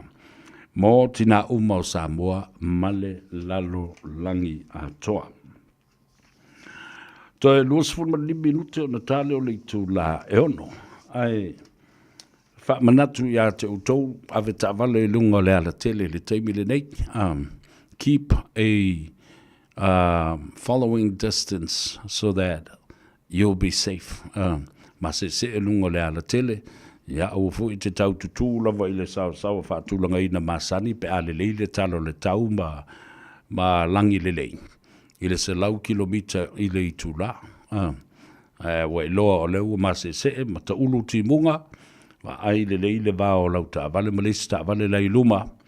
Keep a safe traveling or following distance. So not only you will be safe, I ke voe la ku e susua ku i kua le pambol ngā ka vale i luma. Tu whaafosei, i ai whiko ai e lo maro mwau, luma le whiuli o nau ka vale. Kei whai maadia lo sa, o le nangona, tā ua, lo tau nuu, ma le saunga le mu i lo maut. Tate o ai momori o le kōwhare. Le ngata i tātou mata upu e talanoa ina, i a whapena fo i nei a tātou musika e whaanofa whi maria i o e mawhaala i o whonga a o e lunga o le ala tele. O maila ia leo lau talanoa i le poloketi le nei o le tasi le miliona tala. E matautia, na pisa mai lava i le amatanga i le nei poloketi le ua o mai lava i le tausanga lona wha, a le wha atufa le miliona lona tolu. Ia te au o se mea le lei. O lea lava e pisa o whaipule o lei tu malo, ma lei tu malo i tu uma. O le whatutua e le atua Samoa whapena fo i lei tu apipi. E whauringa mai, e to o i titi lava i tu malo o lo o lato muli tai. I ta i ala ua uma o na whaatati atu e leisi ministasa i mua le whionga a mulipola. Ana Rosa Murio. Lea la o toi tu watu fo i leisi minista. Lea o tu lai mai i alanga aia. Sa tu lai mai fo i le whionga i a leota sualaki. Le lau tu lai mai ia le fionga ia langa ia ti ai tu au tufunga. O le whamanatu lava ma le whamaite ina ia whao ngā le leitupe.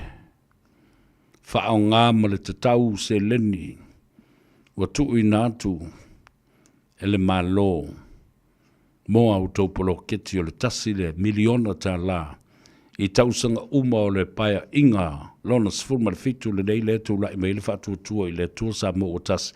E ui lava ina ua o pū ma satia le loto i fale ono fa SSA inga lava la tu ia fa loto i fale ole fa tu le tu sa mo tas ai le o tau fi ai le momori atu pe o tupe le o tu fa le tai fitu se lau miliona fitu se lau wafe le miliona lo tolu. So you're still not far off the mark until 2026 with the hope that there is $1.8 million that is yet to be distributed fairly soon. Aole yo ina fata ape ia le palemene. Mataunu ua tu fo i le fai unga o le tausanga lona lima o lea fo ina fo inga ma lea pa inga. Ese baila I whaafita uli o le tuai atu o meo li poti tonu ma whaamatu mai au tautupe. A o lea fo I ua au mai ma nginga I lunga le ea. Ia le tūlanga o le tala whaasoli tu la fono I tua o se vaenga I 5 se fulu afe. O le I tu maloa ana alofi numero momua. Lea la ua taunu ua ilo le komiti whaafoe le lātou whai unga sa whai. E te tau ona o antu I le teimi ua whaatapura. Wa te tongi e le sui whaipule ma o ia fo I leo le te whono. O le I tu malo. Le 5 se fulu afe tala. Ai o le CEO po le officer city o le whono whawai. Ale I tu malo lava leo a na lofi numero momua. E te tau ona te tongi ia, le lua se fulu wafe tala. Olo o moia lai wha maunga I whapea. O le tupele nei ato pe fitu se fulu wafe pe 5 se fulu wafe. Na tu I nātu ele whono whaavai te tonu o le whaaraputonga le malo o tausi mawaianga. Po le U-toss. Se iwa ai e pe maua se pasene fasili I tufa tufanga muli ane pe au o le taimi e whai ai ia dividends o le U-toss. A le uta uolo na winga na pau I o tangata na saini I le tustupe. Pe na saini le whenga inga le nei. Ua wawe tala ai I tua le tupe lea le I tu malo. Maua le lopo wheu ave iai. Alo o tali le fionga le whaipule, whatasi fo I male, tamaitai, o ipo o le tangata leo la te to'olua. O le CEO, ia po le pura sili fo I o le I tumano, ma le fono whawai. O tupe ia na toe whasosoani I isi atinai. O le sili la, o a isi atinai. A whai o iei nisi atinai na tala wha tope ai le tupe lea ma whaonga. E te tau na ini li siti. O awa e ngol poloketi lea. Pēna whai eini tongi, pēna toi whai eini renovations, po oni vaenga e toi wha le ai I le mauta, po o le whale o lo wha mautu ne iai. E te tau, o na iai wha maunga o me umane. Ai sea. Leanga e te tau ona o kika, ma toi sue I a paleni tusi, ma toi tu I nā tuwaile li poti I le komiti wha foe. Po le steering committee leo to is a steering committee. Ai ave sa o I le office le tupe pe o le iai ia le fionga a lau timu ia. O le minstau tupe o lo faa so ina mai. Ia le se leni mo I tu malo uma. Le au sau no le fionga le minstau na mata upulu nei o angaf so tai whapea fo I a tina ma tamai tai o le tunu ai maise le poloketi le nei o le tasi le miliona le talenga I alanga aia. Honourable Minister, langa aia, ti ai tu au tufunga. Ele aia se tofa ele malo, e tau fiofi mamau I tupe. Le ai se langona o iai, ele fionga ele min stau tupe. Ma le nā tū komiti, e tau fiofi mamau. E rei fo isi e wha meo pe ai u leanga o tupe le tunu. A o le fua mai le teimi te tau wai o na whao o atu pe a whai ua mai o na su tusi ma o kika. Mai loa ai ma mauti noa. E le ai se sene o pa u le valea. Ia o na wha mamulu atu fo ila ia lea. Tu sala e tolu se fulu I tu malo lea ua mai o nei o na wha matu o atu le la tuai fitu se lau. Afe. Ole miliona lo na tolu. Mana tua fo, le tasi le nei mata upo le ave vesi ya ma pispisa oa ya le toa tele. Ona fai mai, o le la uma le 5 tausanga, ele I atoa mai ia miliona ais. O le na, o atu miliona I le toa tele. O ai e pa u iai le tuai o na taunu o atu au tautupe. O e fai au tau fono whawai nei. O ai ia le au tusi lea o lo wha maupopoina le o kika ina o au tusi ma le tausia le leo au tusi. Wha maupopo ma le lipoti. Ave I tutonu. Te le meo le whaianga. Pi o le lei lo o tupe po feo whai iai. Ia ona toi whaasea fo ila ia lea. Okay. Sila Samoa le mea lea. Ele I lewa atu nei lava o na saunua. Ia le whipule o sātu paitea. Ioi, le lewa atu nei ana saunua le whipule o sātu paitea. Persau. Lea olo o iai I le patia le HRPP. Whai mai whaafetai. O le ftalinga lana ia lautafi. Fio persau. Whaafetai I le malo I le nei poloketi. Ua matua I whaamnio I na ilo na I tu malo. Le tupulanga talavou, le I tu pā o tina matamaitai ma lātou whalelalanga. O le swa vai ma ua maua mai. O le tele o whaatoanga māti na e ua whaatino. Ma u te lo foi o nisi nei o whaipule lātou te awhape tulai mai. Po ai le whainga malo e tulai mai. Lātou te whaawawina le poloketi le. Se tasi o na vatau ale whainga malo le whaatutua I le atua Samoa o tasi. Ale fo I le iloa mai le isi se lau fitu sfurma le 5 afe. Mai le miliona mua ale I tu malo whaasale anga numero 2. Ya le ala ole lo foi polan me la fai e la vai. Ale be mondi asamu. Ole me fou le me le o se fa munu yanga le mo tatou tangata. E se fai ngā malo mua na mai fe mai ia le la tu fatu. Le tai miliona ia te utou. Uma le pa inga 5 tausanga. Wa 5 miliona ta la. Wa tu inatu I 5 le tu malo. That's a lot of money. Yes, of course indeed. A lot of money. Aina vevesi, ma pisa o fa mai ele a ngale nei poloketi. O tupe ma I mau. Ale tele na mori mau. A ngā tele poloketi.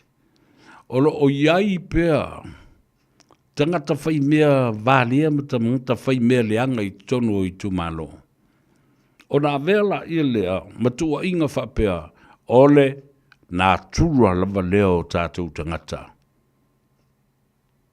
O le tupe.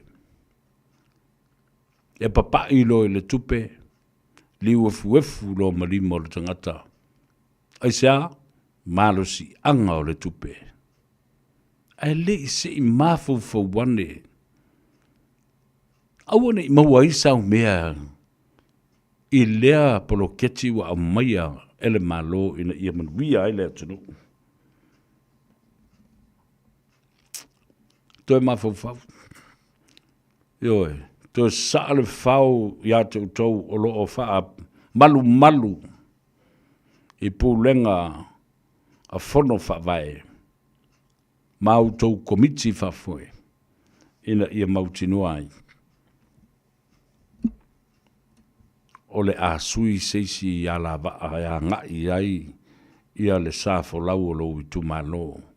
Ma so ia ko ki ai kupe le o ta alo tanga te tupe. Yoe, le o ta alo tanga te tupe. Fea o iai tu la fono fa vai o atina e na watu I tupe fai. Kua le anga ke le a. Ia tale pese. Tau te oai momoli oi. I lo fale. I le neia piapu le wato e 4 minute tale tu la e ono. Patalo foi lunga lo penga to fai langi Facebook page. Ia fa pia fo I male tato YouTube channel. Peter Falanico, Matamatatu, mai Ranui Paris, I vai Waitakere, Amelia Fabuana, Talu Falava, Malole, Soifumanuia, Luma Pauli, vai Manino, Lua Manu, ia fa perfo il te mai taio Marcelina Brown, Mauto Umolo, Fafunga mai, ia, po fea lava le tafo le lalolangi, alo iai. Brandon McKinley, greetings from Ireland. Okay. Tai mamau hole mea waiai. Ia hatalo fatu tu mai ta ia Fortino Tauli, Wendy Prescott. Alo lava le sai fomu via va tai ia le mafuta mai. Hatalo foi le tatu tu mama tua. Ia Masoe Tauli Josefa. Ia fa perfoi ia sitoina uncle tui mawalunga. Ia Josefa Tauli ia malona fale tua.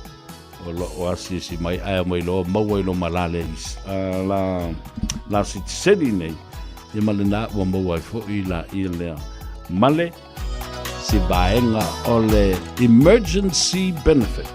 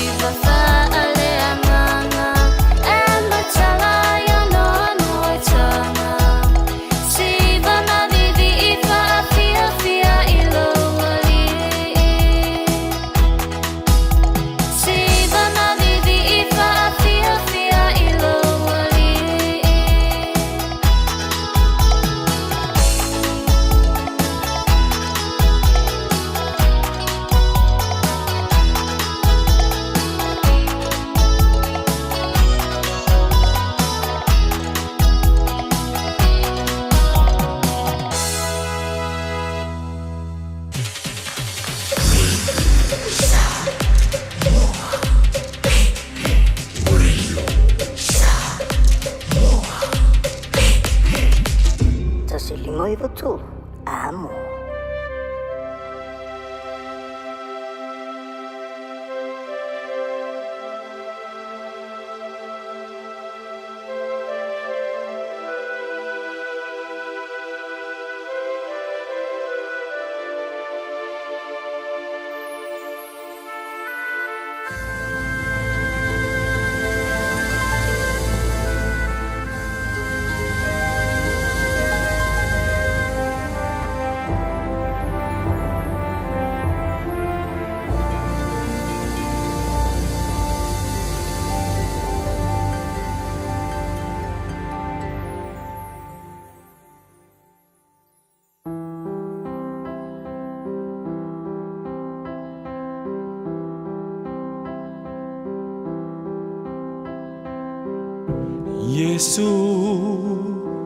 Yesu lo matai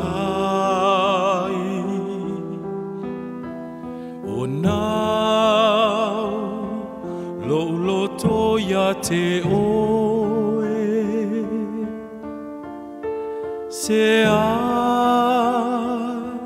se mea o te whai Yesu Talia o au nei Yesu Ia e a o mai I lo nei tau mawhai Tau Se mea e ilongai Yesu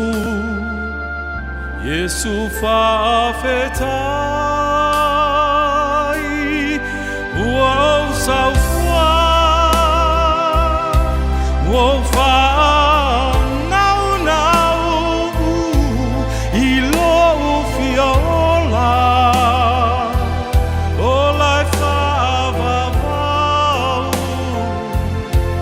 Malo fia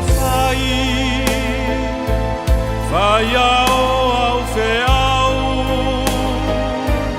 Yesu talia o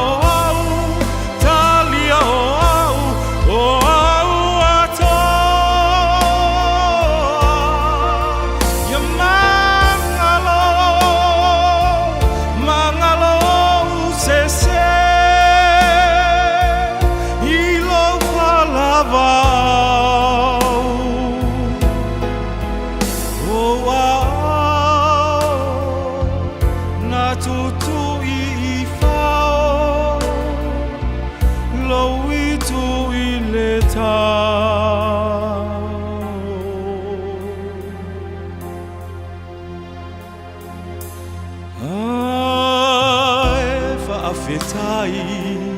Whaafetai Yesu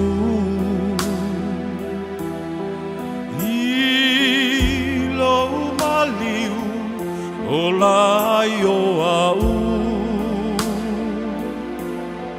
Fia avea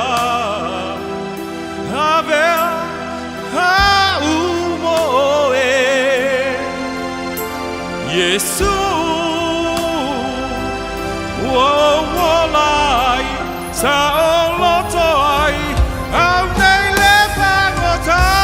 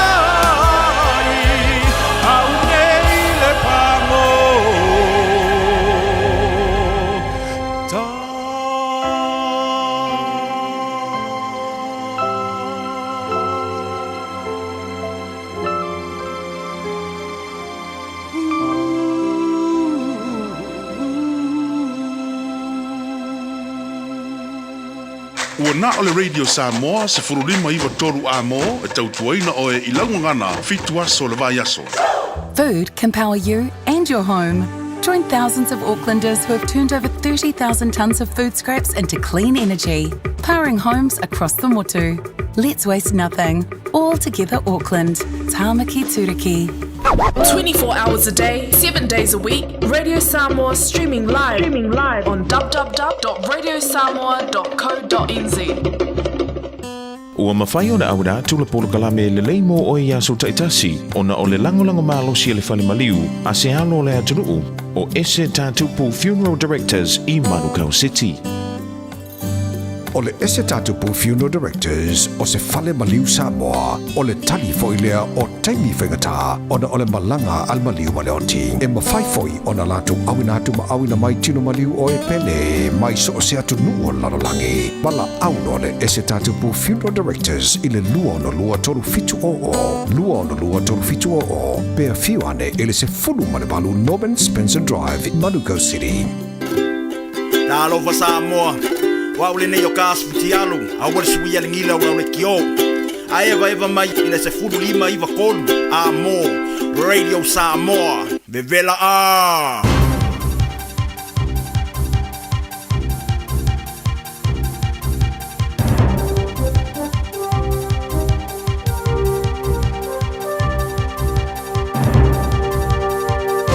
In this update, the government says it'll have the books back in surplus by 2029.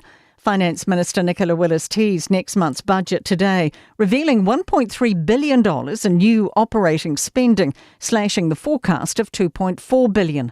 Ministers and agencies have been asked to save more, to divert into areas including health, education and defence. Willis says they're showing a path to get the books back in balance. We're borrowing this year and next year and into the future, but that can't go on forever.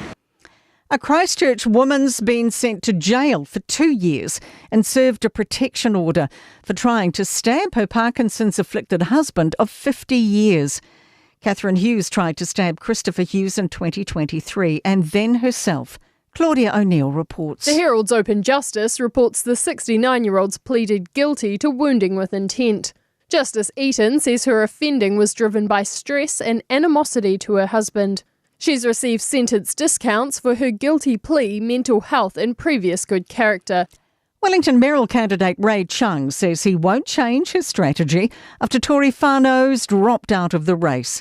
She says she wants to give Andrew Little a clearer run. Chung says he suspects Andrew Little struck a deal for whānau to step aside and get the deputy position. Because they both agree on the same thing, they both, want the same policies, I think why wouldn't they work together? Whānau says no deal was made, but she'd be interested in being Little's deputy. Canada's Liberal Party has swept to victory, locking down a fourth term. It's an upset for the Conservative Party, which was leading the polls 6 weeks ago, until Mark Carney replaced Justin Trudeau as Liberal leader. Carney says US President Donald Trump wants to take from Canada and break it up, which will never happen. We are over the shock of the American betrayal, but we should never forget the lessons. We have to look out for ourselves, and above all, we have to take care of each other. That's news. In sport, Steven Adams and the Houston Rockets will need to beat the Golden State Warriors 3 times in a row if they're to progress to the NBA Western Conference semi-finals. They've gone down 109-106. Warriors forward Jimmy Butler's told ESPN they turned around a slow start. I always say that we got the most confident guys. Anybody can put the ball in the basket, but more than anything, we're locking in on the defensive side of the ball. We're playing hard. When we limit our turnovers, we're hard to beat. Earlier, Cleveland beat Miami 4-0 in the East. Wrexham Football Club are headed to New Zealand. Off the back of their recent promotion, News Talk ZB understands the Welsh side will soon confirm a friendly in July against either Auckland FC or Wellington Phoenix. And that's sport. Hey, hey! Oh.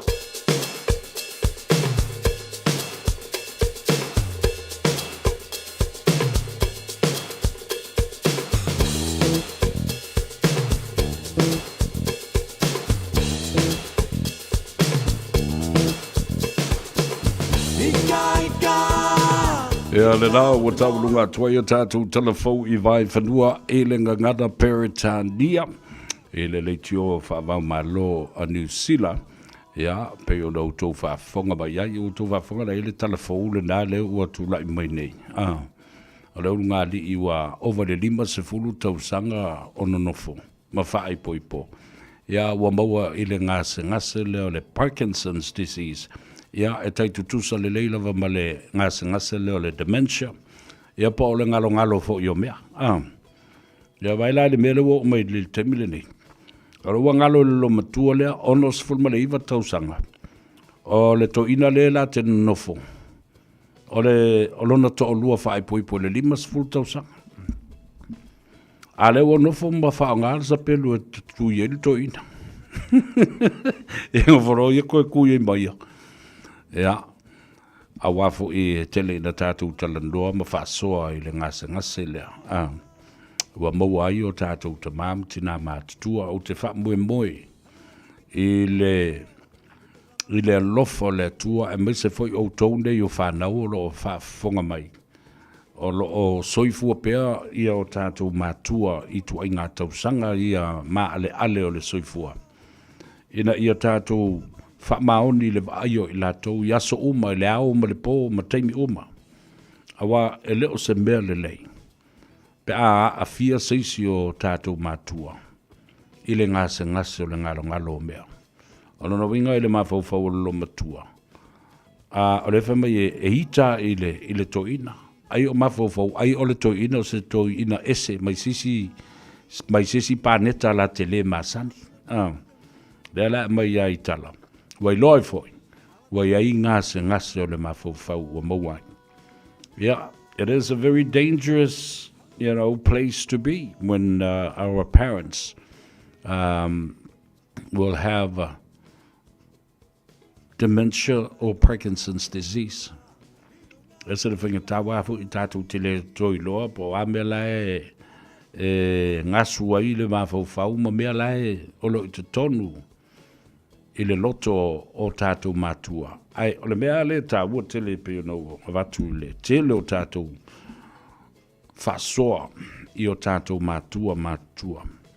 Ina ia whamasani le tātou tala noa pēr I ai. Ioi, langa ua whaisi umele I toi mua mai ia se mawhaso ta inga ma le tua whine.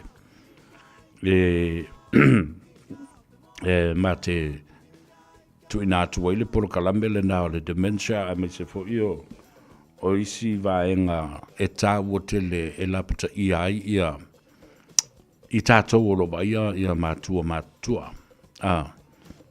Tu asina wa mata na maua I ngase ia whapea o le ngalo mea. Au ese mai le fale, pe anga I le fale loa, wale o toi loa, le au wala e toi fo I tua I le fale. A le o le nā fo I. Pe nge uango fo makale ulo skamekiki fo le a o lona grandson, po longa great grandson.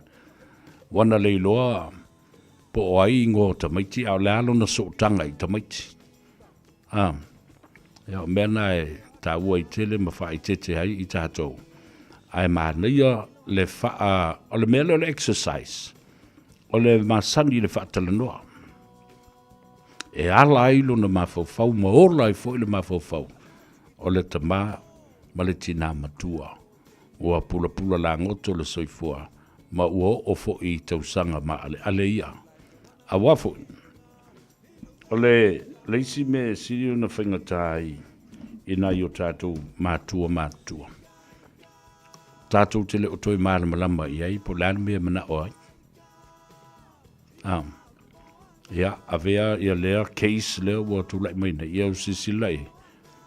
Ia lea ua avele toi ina le whanmai, a lea ua avele le lo matua I le whanapui. Lua tausanga lea le aloka I nei. O se whaama I te mea ia I tātou mō tātou ainga e le ngate lea. Ina ia avea ma le sona foi. A oa oi I tātou. Ina ia awane I o tātou tuu au lafo.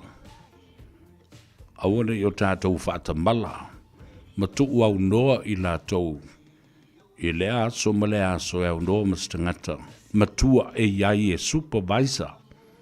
Yo, e wha ton fo lau, ma vava ai le lei lo lato si manga. Ia wha pia foi ia lo lato saunga le mu. I to tonu o le fale, ma whafo atu o le fale. I mea ma sani o na nga iai nai o tātou ta ma tina ma tutua. Ia, ai mana tuala. E ai le numero le telefoni lea, e so soni ia te oe pēr whai. Po iai se teimi wa e whalongo atua e le lava. Mana o mia fau se so soni, maini tangata professional e atu e so soni, e vaile tina ma relieve o e lesi teipi. O varu se lau, ono tasi ono. O le helpline le nā. O lo iai tangata polofesa ma tangata ata ma mai ma o au ina i so se mata upu o whaalave ese i te tono ainga. O le ama whai ona whasoso ni atu i ate oe. Bala au numero na ma ia wha mau wale numero na i lunga o le tātou pusa isa. E whaingo fia ai pe au amena. Mia se whasoso ni so se mata upu lava.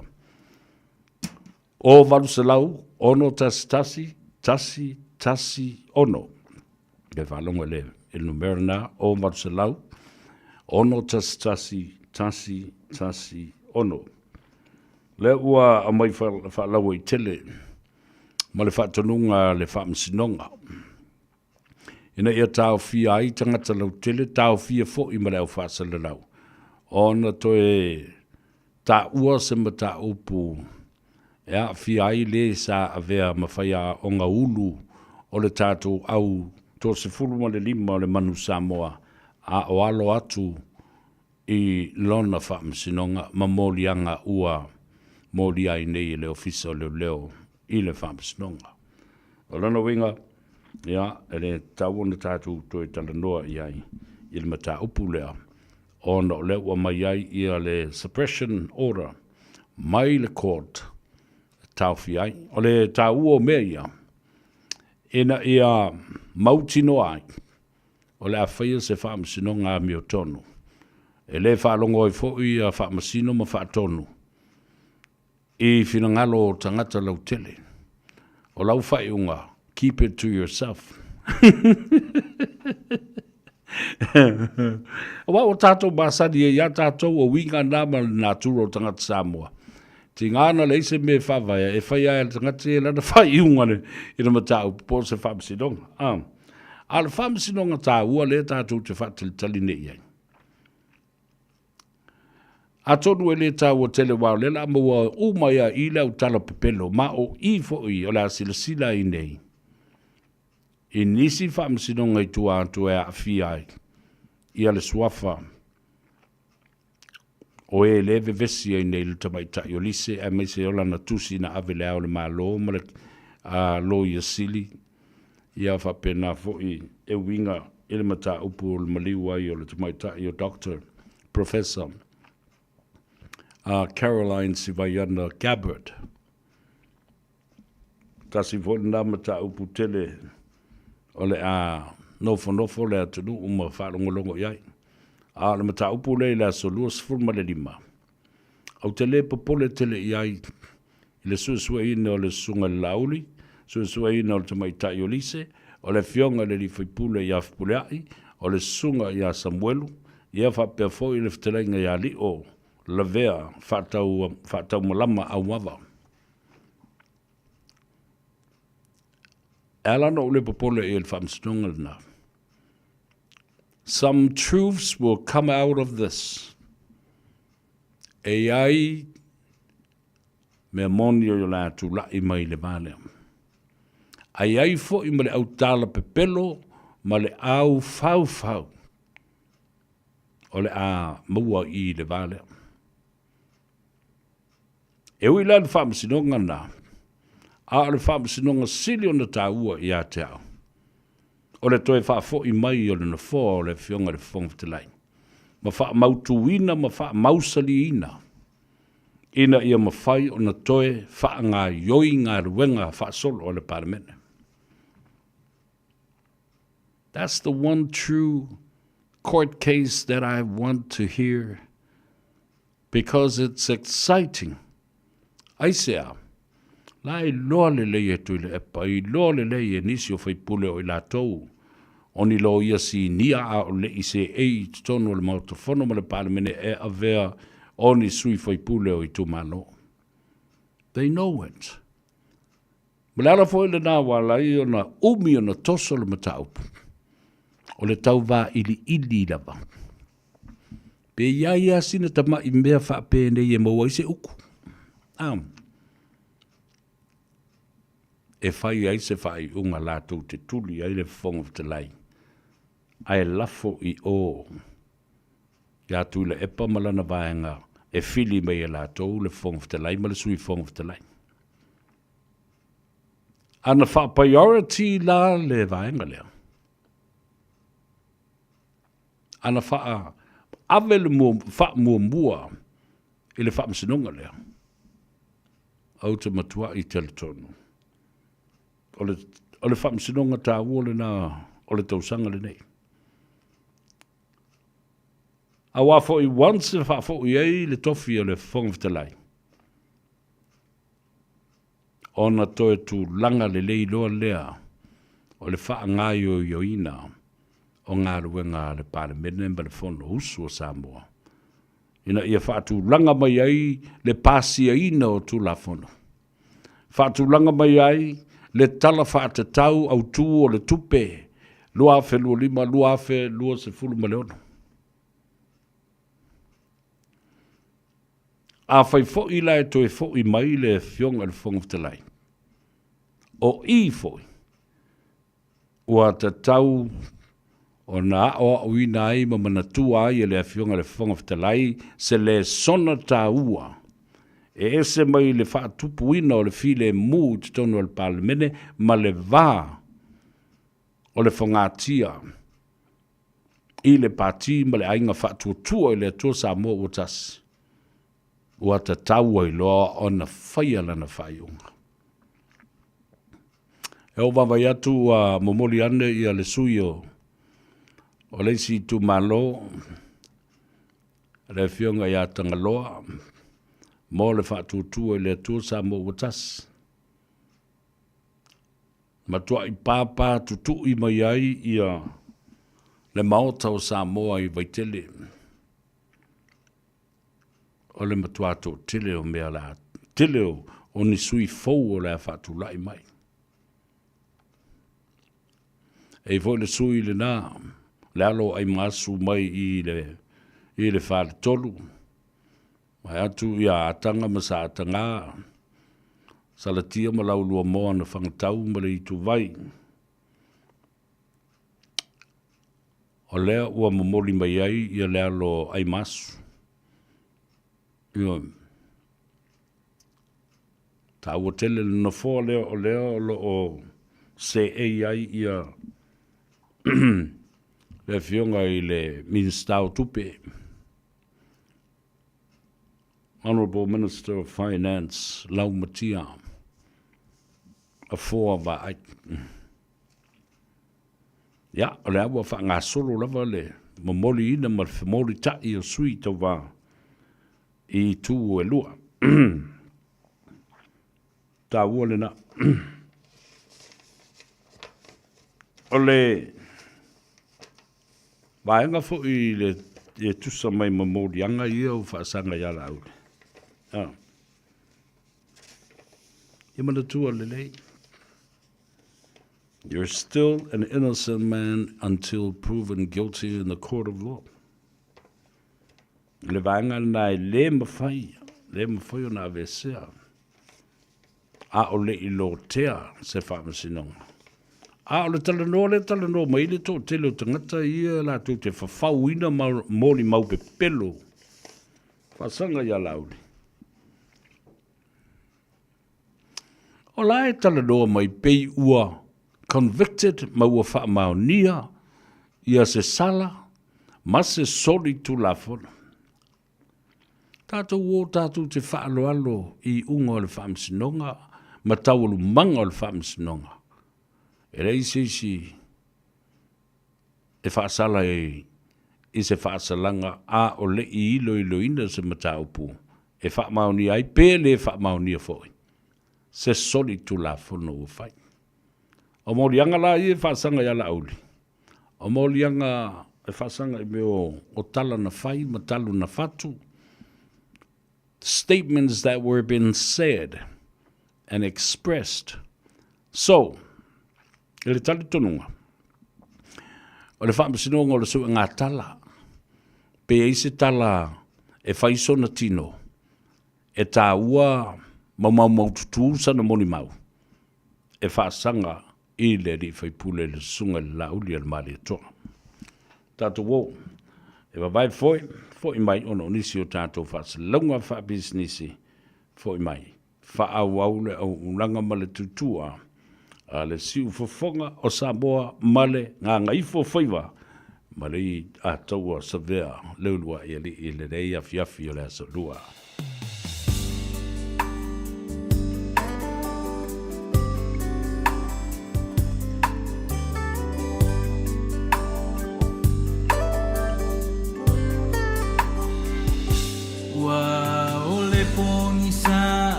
Punitia le la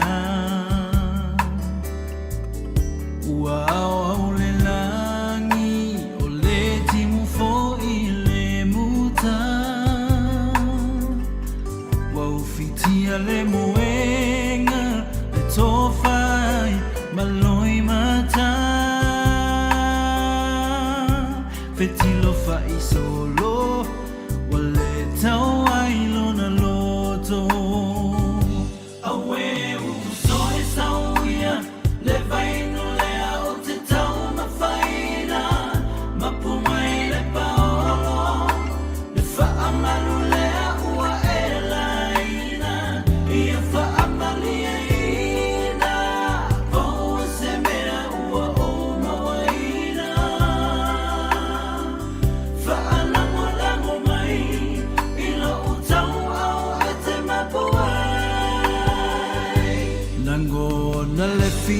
ai se fulu sene fa alavai a o se atafanu e fa alavai o se papa mafu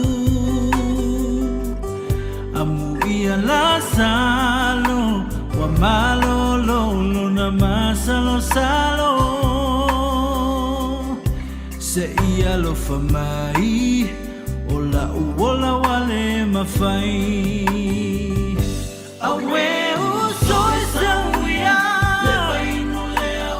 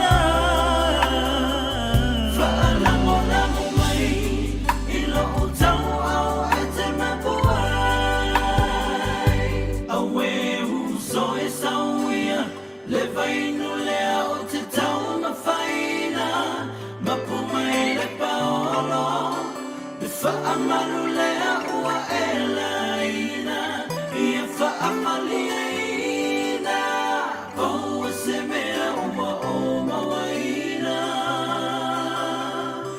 Whaalango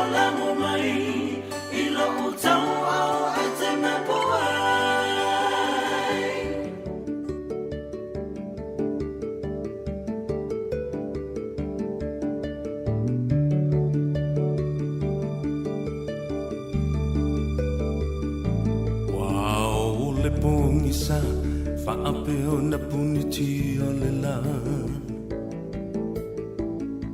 Wow le langi O le timu fo I le muta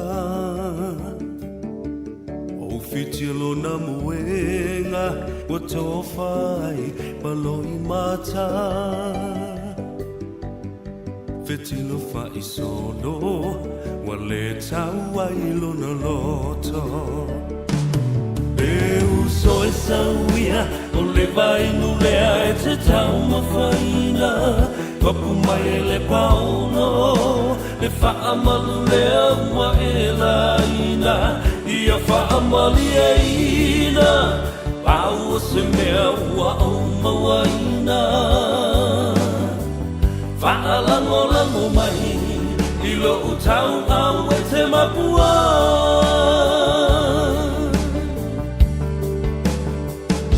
Langona le fia ai Se fulu se nese I whaalawai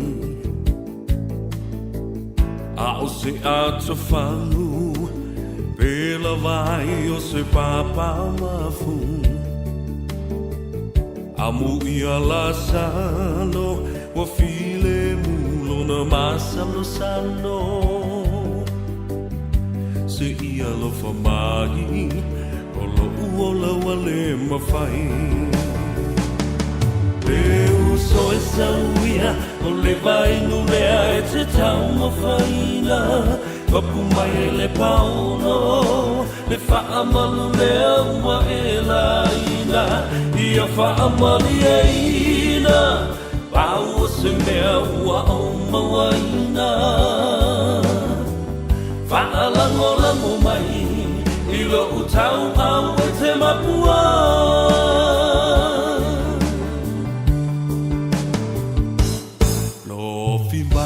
Mafia wa so ai le tau langa ua pia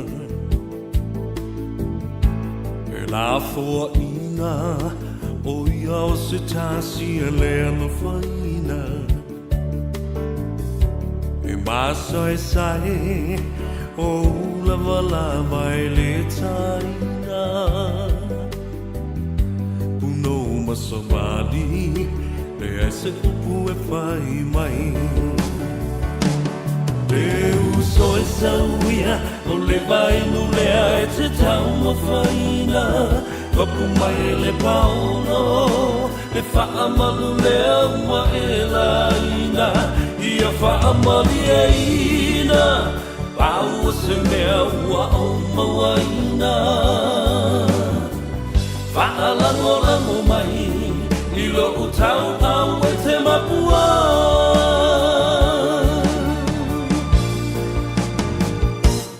Eu sou essa uia O le vai no lea e te tau mawhaina Mapu mai e le paolo Le whaamalu lea ua e la ina Ia whaamali e ina Pau o se mea ua o mawaina Whaalango mai I lo utau au e te mapua Whaalango mai I lo utau au e te mapua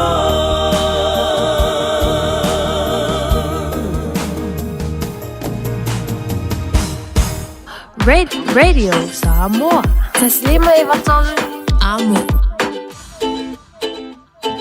Ia le nā whawhiwhianga su I whiwhiloi O le nei fo I awa uli Ia po le nei fo I a whiawhi Whanofo while buai a o e malanga I le whale I le nei fo I aso ua ngā ngaifo ai Faiva O le atunu Ma lo whaaftai ngā luenga le lei sa au tau ngā pāti ai ma whaasou ai le nei aso Nisi foi o fou malanga I le leanga o le talo le tau Ia anga le lei le atua Whaalao pe au le ea Ina ia tau nu umalmanuia O le tōtele savala au mai a te au e winga I le tātou sitseni fo I lea New Zealand mo Tamam tina mātatu o le atunu O le ua iai ia le Pola kalambe a le whalapapatonga Le whaliu nei le la O le lua tasi a vade sau peni ma sau pepa e tusi ele numera lea. O le whaalapapatonga le neo le whaniu nei le la. E lua lo ia o tama whanau o Samoa lea ua ngā lurue ai. I le whaatino ina o applications ia ai mai se foi ia o le apalaina o le emergency benefit so ni atua ia te o te mamtina matu o le atunu o le maualo latou whaamanuianga i lea fo i hawa noa lea sa tātou whina ue nei ina ia toi whaafo i melisi te seni New Silo tangata Samoa e pei ona polo ina e le Privy Council i le afe iwa se lau valus fulma le lua o le whalaputonga la o le whaliu nei le la lea olo i ai i le ftelenga i a teri ai Edwin Puni ma le latou vaenga o le Asa Foundation lo iai la le polo kalame le whaliu nei le la i lona tau afiafi o le pula la ngoto o le soifua o tātou mātua ia o whaamniaina i le sitseni New Zealand lea o e na soifua mai le awhiv se lau luas fulma le wha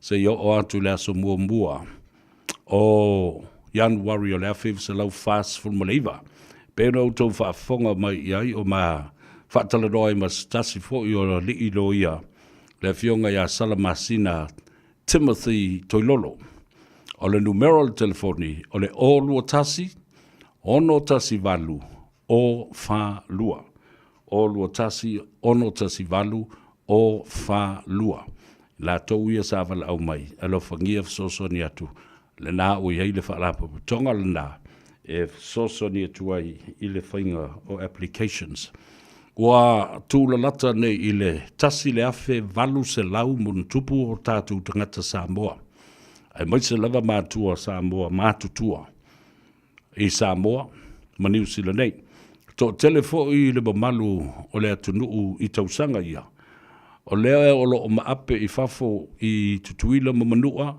whapena fo i Amerika ya mai se fo i le stete o Hawaii o lo o lala ai ma papa au ai i le soifua matua lea o le whamrianga le nei fo i afiafi e whatalo whatua i sio anti ia le tina ia anti whaalawe lave afa masanga poela ulu ia male tua Filipele ia Yvonne i nai kahuku i la ie i Hawaii ke lo fo levan tauna fai pepo lo matua le na o tātou o se whamrianga bo i tātou toi whafonga le numero na o lua tasi ono tasi valu o whalua Patalo fatu lo fionga le loli i fpulea i semi e fpulea i ia whapena fo i le whaletua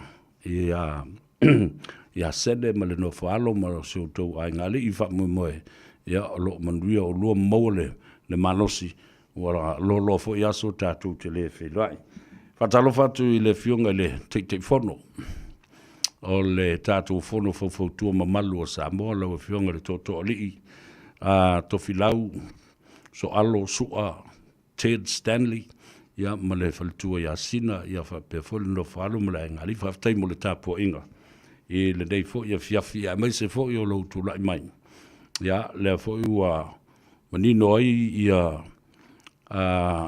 au la pe fo io le tausanga dei ia o le tato walo ai fo e fa mna tuina lo tato tuto tas o le ua mai fo io na tātou whiloa i male fionga i le konsula o au le tātou malo Samoa.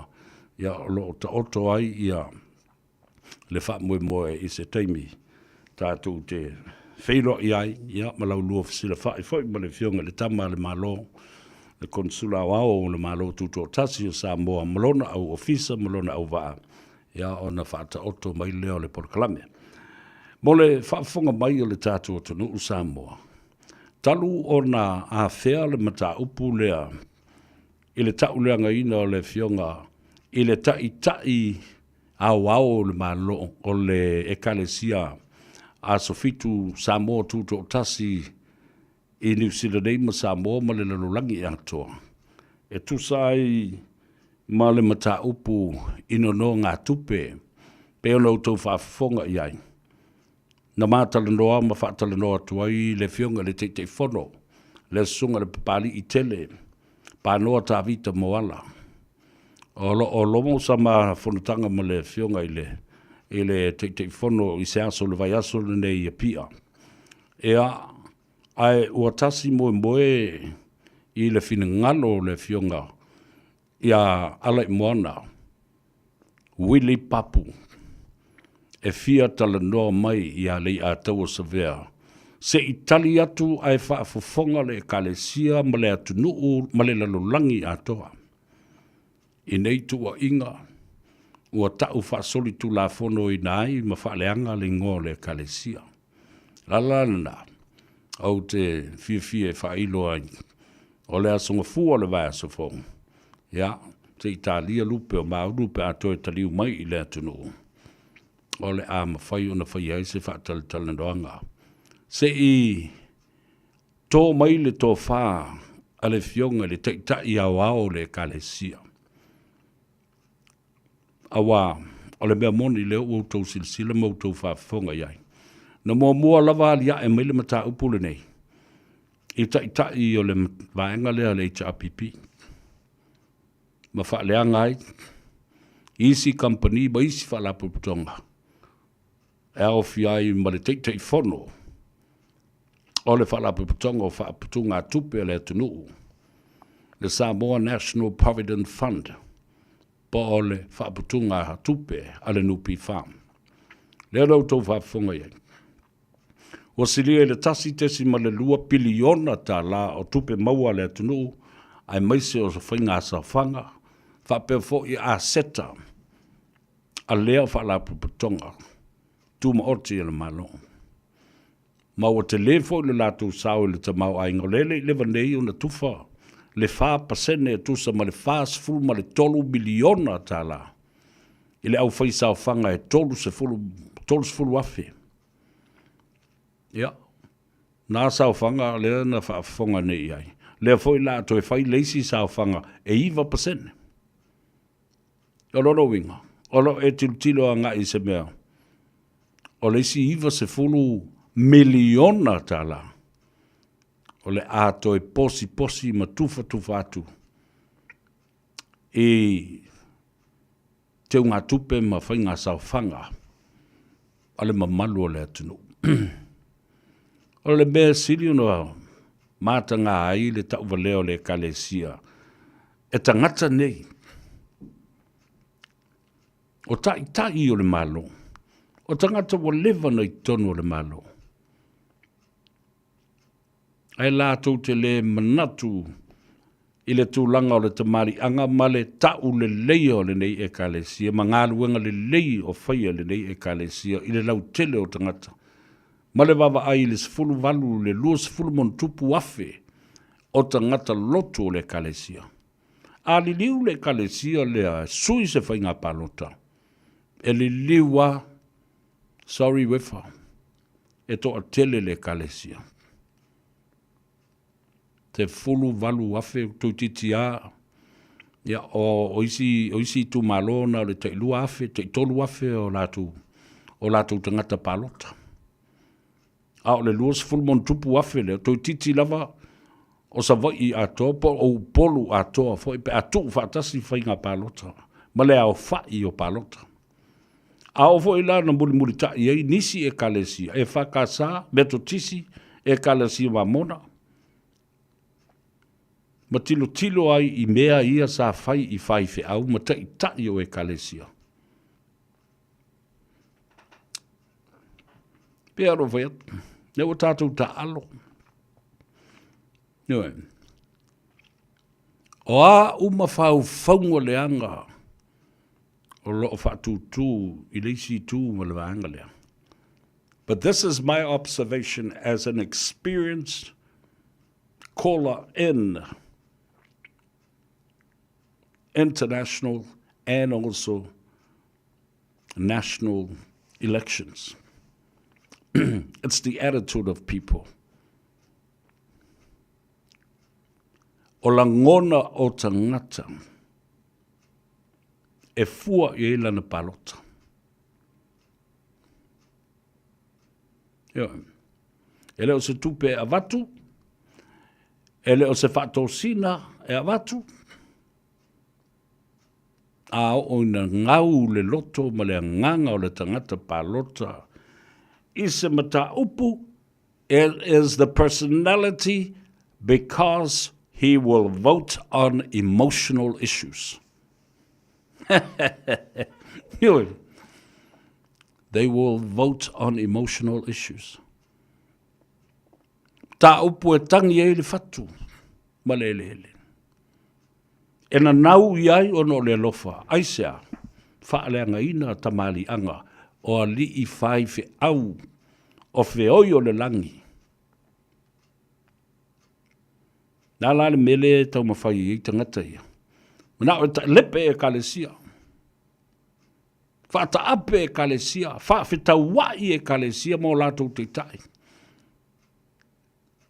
Whaavevesi le loto I whale o e kalesia, ma lātou pisi nisi, e a tatau I lātou, their own personal business. Nobody has the right to interfere with their own businesses.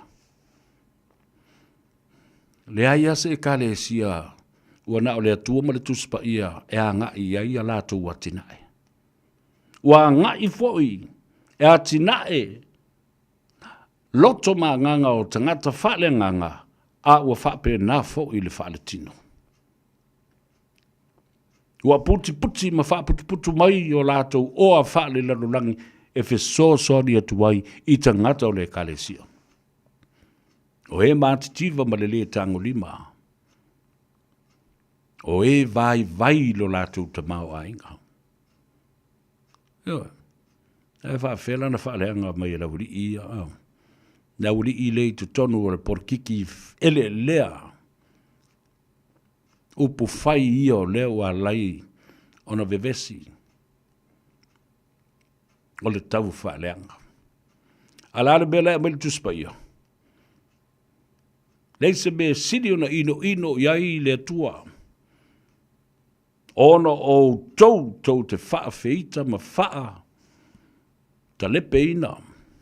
Wha olo a tau o langona o tangata. Au tangata tāpuai, tangata le kalesia. That's why I've always said this. When it comes to the point of delivering an issue and delivering people, then that's my game.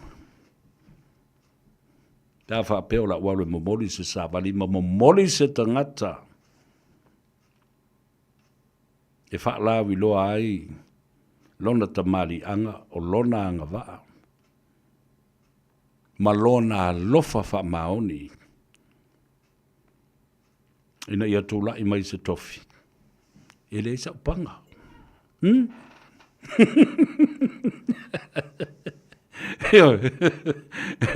Me alofa na e le lau mau e tangata. Me alofa whaapitoa le atua. Alwe momoli se sāwali na ia taliaina se sāwali. E momoli ai se tofi na ia taliaina ia nganga o tangata, o le tangata e alofa. O le tangata e whaamaoni. O le tangata fwoi mō tangata. E tau sisi I ana wholofolanga. E wha maoni I ana wholofolanga.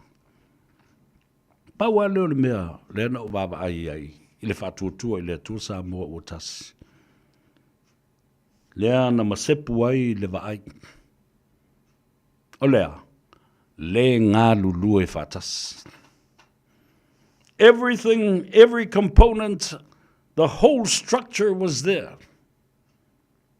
Le wha vae o ta oto ai nā. Vaenga ese umo o ta oto ai nā. Ai na misi ma masepu le vaai. Wa sasi le vaai. I le mata upu ole ngā lulue whatas. Sasi e fo I ma le vaai. I le toi taunu unga I lalo le mata upu lea o lau mata upu sili le nā o le fia pule. O le mawhai o na lātou soa ina le pule. Le whasi pule ngare ia, oi, kumaili si whasi pule re ia kia, wakulisi ka mai pule re I rawari ia. O tau sila iai. A lale nā mea ta o le pule. It is responsibility. O le tiute malmata whai tau ave. O oe te ngafa mal mea lea. O oe o lau tiute le mea lea. O lau pole whasoa le nā. Ai le mwhai. O na tū wha maunga stangata ma tau fiofi ei le pule le nā. Sa te tau o na whasoa. Ia. O le tau o le nā. Tau walunga tuaile tātou whasoa. I le nei fo i pō. Ia maise le ngā ngai fo Faiva le atunu. Anga le mai le atua. Aure ngalo ia to e vai sau vai le ola. Te ngā le tele o mau mea e whetuleni mai nei vai teimi ma le a e le ola fifia ma maolo malosi. Ma wa ai sau vai o le ola. Ia ke fiua. E te fiu lava. O la wuli ia lo whatel tali whamsinonga ma mea uma ia ma le lātou ta milusanga lea ngā i solo nei. E le mawhai o na leo o mai se tau i langa lai tangi mai le ele toto le tamaititi e le sala. Le tamata la vau talo whai le whaamuta whaafua sei o lona o langa tala vau malona lumana i mo lona ainga. A le whiwa i solo ma tala pepelo solo ma. Tau mawhai o fiufi atu lea bea o fiufi ane lea mea. Ia tali ufi maula ia lea. E alu le aso e sau le aso. Whaalongo longo mata mata Samoa iai. It will come to a closure. And I believe in that. Anga i o numerous fumaritolu Lappington Road I Nai Otara. Ia, le mauta le fionga I hatuala ta wā taupa utino ma le whalitua ia peka ma le ai ngali. Sfultolu Lappington Road. I nai o tarawaf taituala ma peka, whaltua, ia, mo le anga le leifo, I le sulfa I atu o le tātou tunu.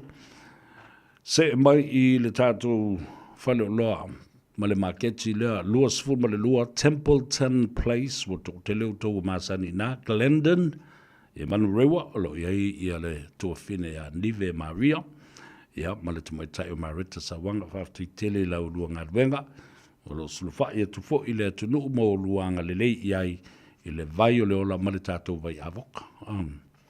Ia, se mai I Tasi Market o ngā tonu ngā le mu ole tau langa whātau. Tasi Market, lo iai le uso ia whaolo tane Peter Silva, ia whapea fo I Auntie Fiona, ia ma le awhai ngā ruenga. Me se fo ia o le awunanga le sunga le whawhingainga, Reverend Larry Tupai Lavea, ia ma le whaltua le fionga a toa, po le fionga fo I po le sunga a sau, Helen Tupai Lavea. Tātou se e mamaloloa anga I atu I le taulanga whatau I aukilani I sifo Numeratasi Triangle Road, alo ia I le uso ia Wahid, ia ma le tātou whale o lo tele le nā, o whaingo ino le Grand Market in West Auckland, number 1 Triangular Road I Aukilani Sifo. Talo whātu I le tinai ala lai I Henderson, ia pa West Auckland fo I Triangle Road, ia whamalunu atu, ua outu ai atu e watu lau oka e 5 whangu vai, ai ole a tāwhiloa I le aso taia. Haftai tele I le mamalu o le atunu, lo lato manuia ma whao ngā ina le nei au nanga o 40 tausanga. Ia a o mea na whai e to mai I whaana mua e o tātou tua asina sina o tau la sea I longa o le atunu. Ia vai e whai fofo ko e palu mawai. E whaingo I kamaki, whaingo I ko inga maola mātua. Ai o bai le teimile nei. O lo o manuia ai le to a tele o tātou tangata. Toto mawalunga. Ngase o le suka. Ngase o le ngungu. Ngase o le fatu. Ngase o le sela. Whaaleanga ino o tō tonga I pe ona iai ia le ate ma le fatunga. Io. A e mana o ala ke mga lakusave whaingu ui. Ina wala au maila I la koe whaisau ingo manga. O lua tasi. Lua iwa wha fitu lua fitu. Ia maisi atu nua la langi o lea luatua I leila o tau okama. Palau tau sapalai, al numero lava le nai tasi, o lua tasi, lua iwa wha, fitu iwa lua fitu. Luia tele le tātou te nuu le rei e fiafi, ia, on tala o le tau e wha le tonu, ia, on sae lunga le ana tele, ma ia, wha pe nā fui, on wha toa ma lava papale, ia, ma wha alu le mūlau tā vale. O le ave pasi, o le afiafi lei, pe atau nuu le wa moe, o le fionga ia teito ta loto ta leni, ia, o ia le nā, o le a wha tau teia, lou tau sa, ia, maua fōi sau na whiri ngalo, ia e whapena fōi o na maua le loto, whaamalia ina o le tātou o tunu. Whamangalo se leo le ataua, sa vea leo lua i ali i pesta taba langi so alo, Al Harrington tu manu vau le vea, ria tele nei a fiafi, alofa tele mo oe. Tu ua oe i le pese lea, le tamo le ainga i le tai, o le tā masaninga, ua tuta le vaa, o le alu le tama manono. Alofa tuai lo ainga i le tai, ia, ma outou uma o le mamalu o le whale manono o ainga, i le motu tele i sa la whai. Tu mua, whapea fo i tutuila mamanua. Ia, ma waenga ese o la langi o lo tāpua, i maiai le sunga ia sua, le ala i fola lau vale, ia, talo fatu le polkalame o le Samoa vai la la, ia, whapea fo i luso e se Yuli Raymond Taala, o tātou uso matua whawhine uma. Ma wha ma vai atuai i le tuua o le malo i le sunga ia sua tā pena sua. Stasi o auna le tua ma uso pele sa tātou ngā lulua i le misiona Samoa ia pia i le tele o tausanga o mawai i lo tātou wala au lia o ni whaife au tā lai mo le e kalesia. Tu autou le pese le asa vea. Wha suifua ia manuia.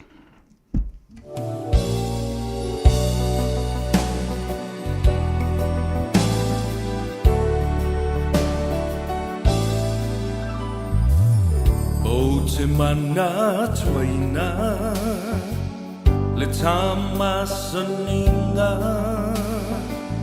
na osi ata matana, e pei lava e le ngata, ai wha atau waa, lo manatu i le ana, o wha atu wha mai, ngalu o le vasa pe ana whai o saumiti tale toi fiala i lota musu e ala ai ua o ita waloa o na tamafuta Male whaata singa Tali tonu mai o whainga tauna whaamuta Ai wali mai a O mai le unga La upele o na paulawa Ele ai se winga Ai malia maia O mai le unga La upele o na paulawa Ele ai se winga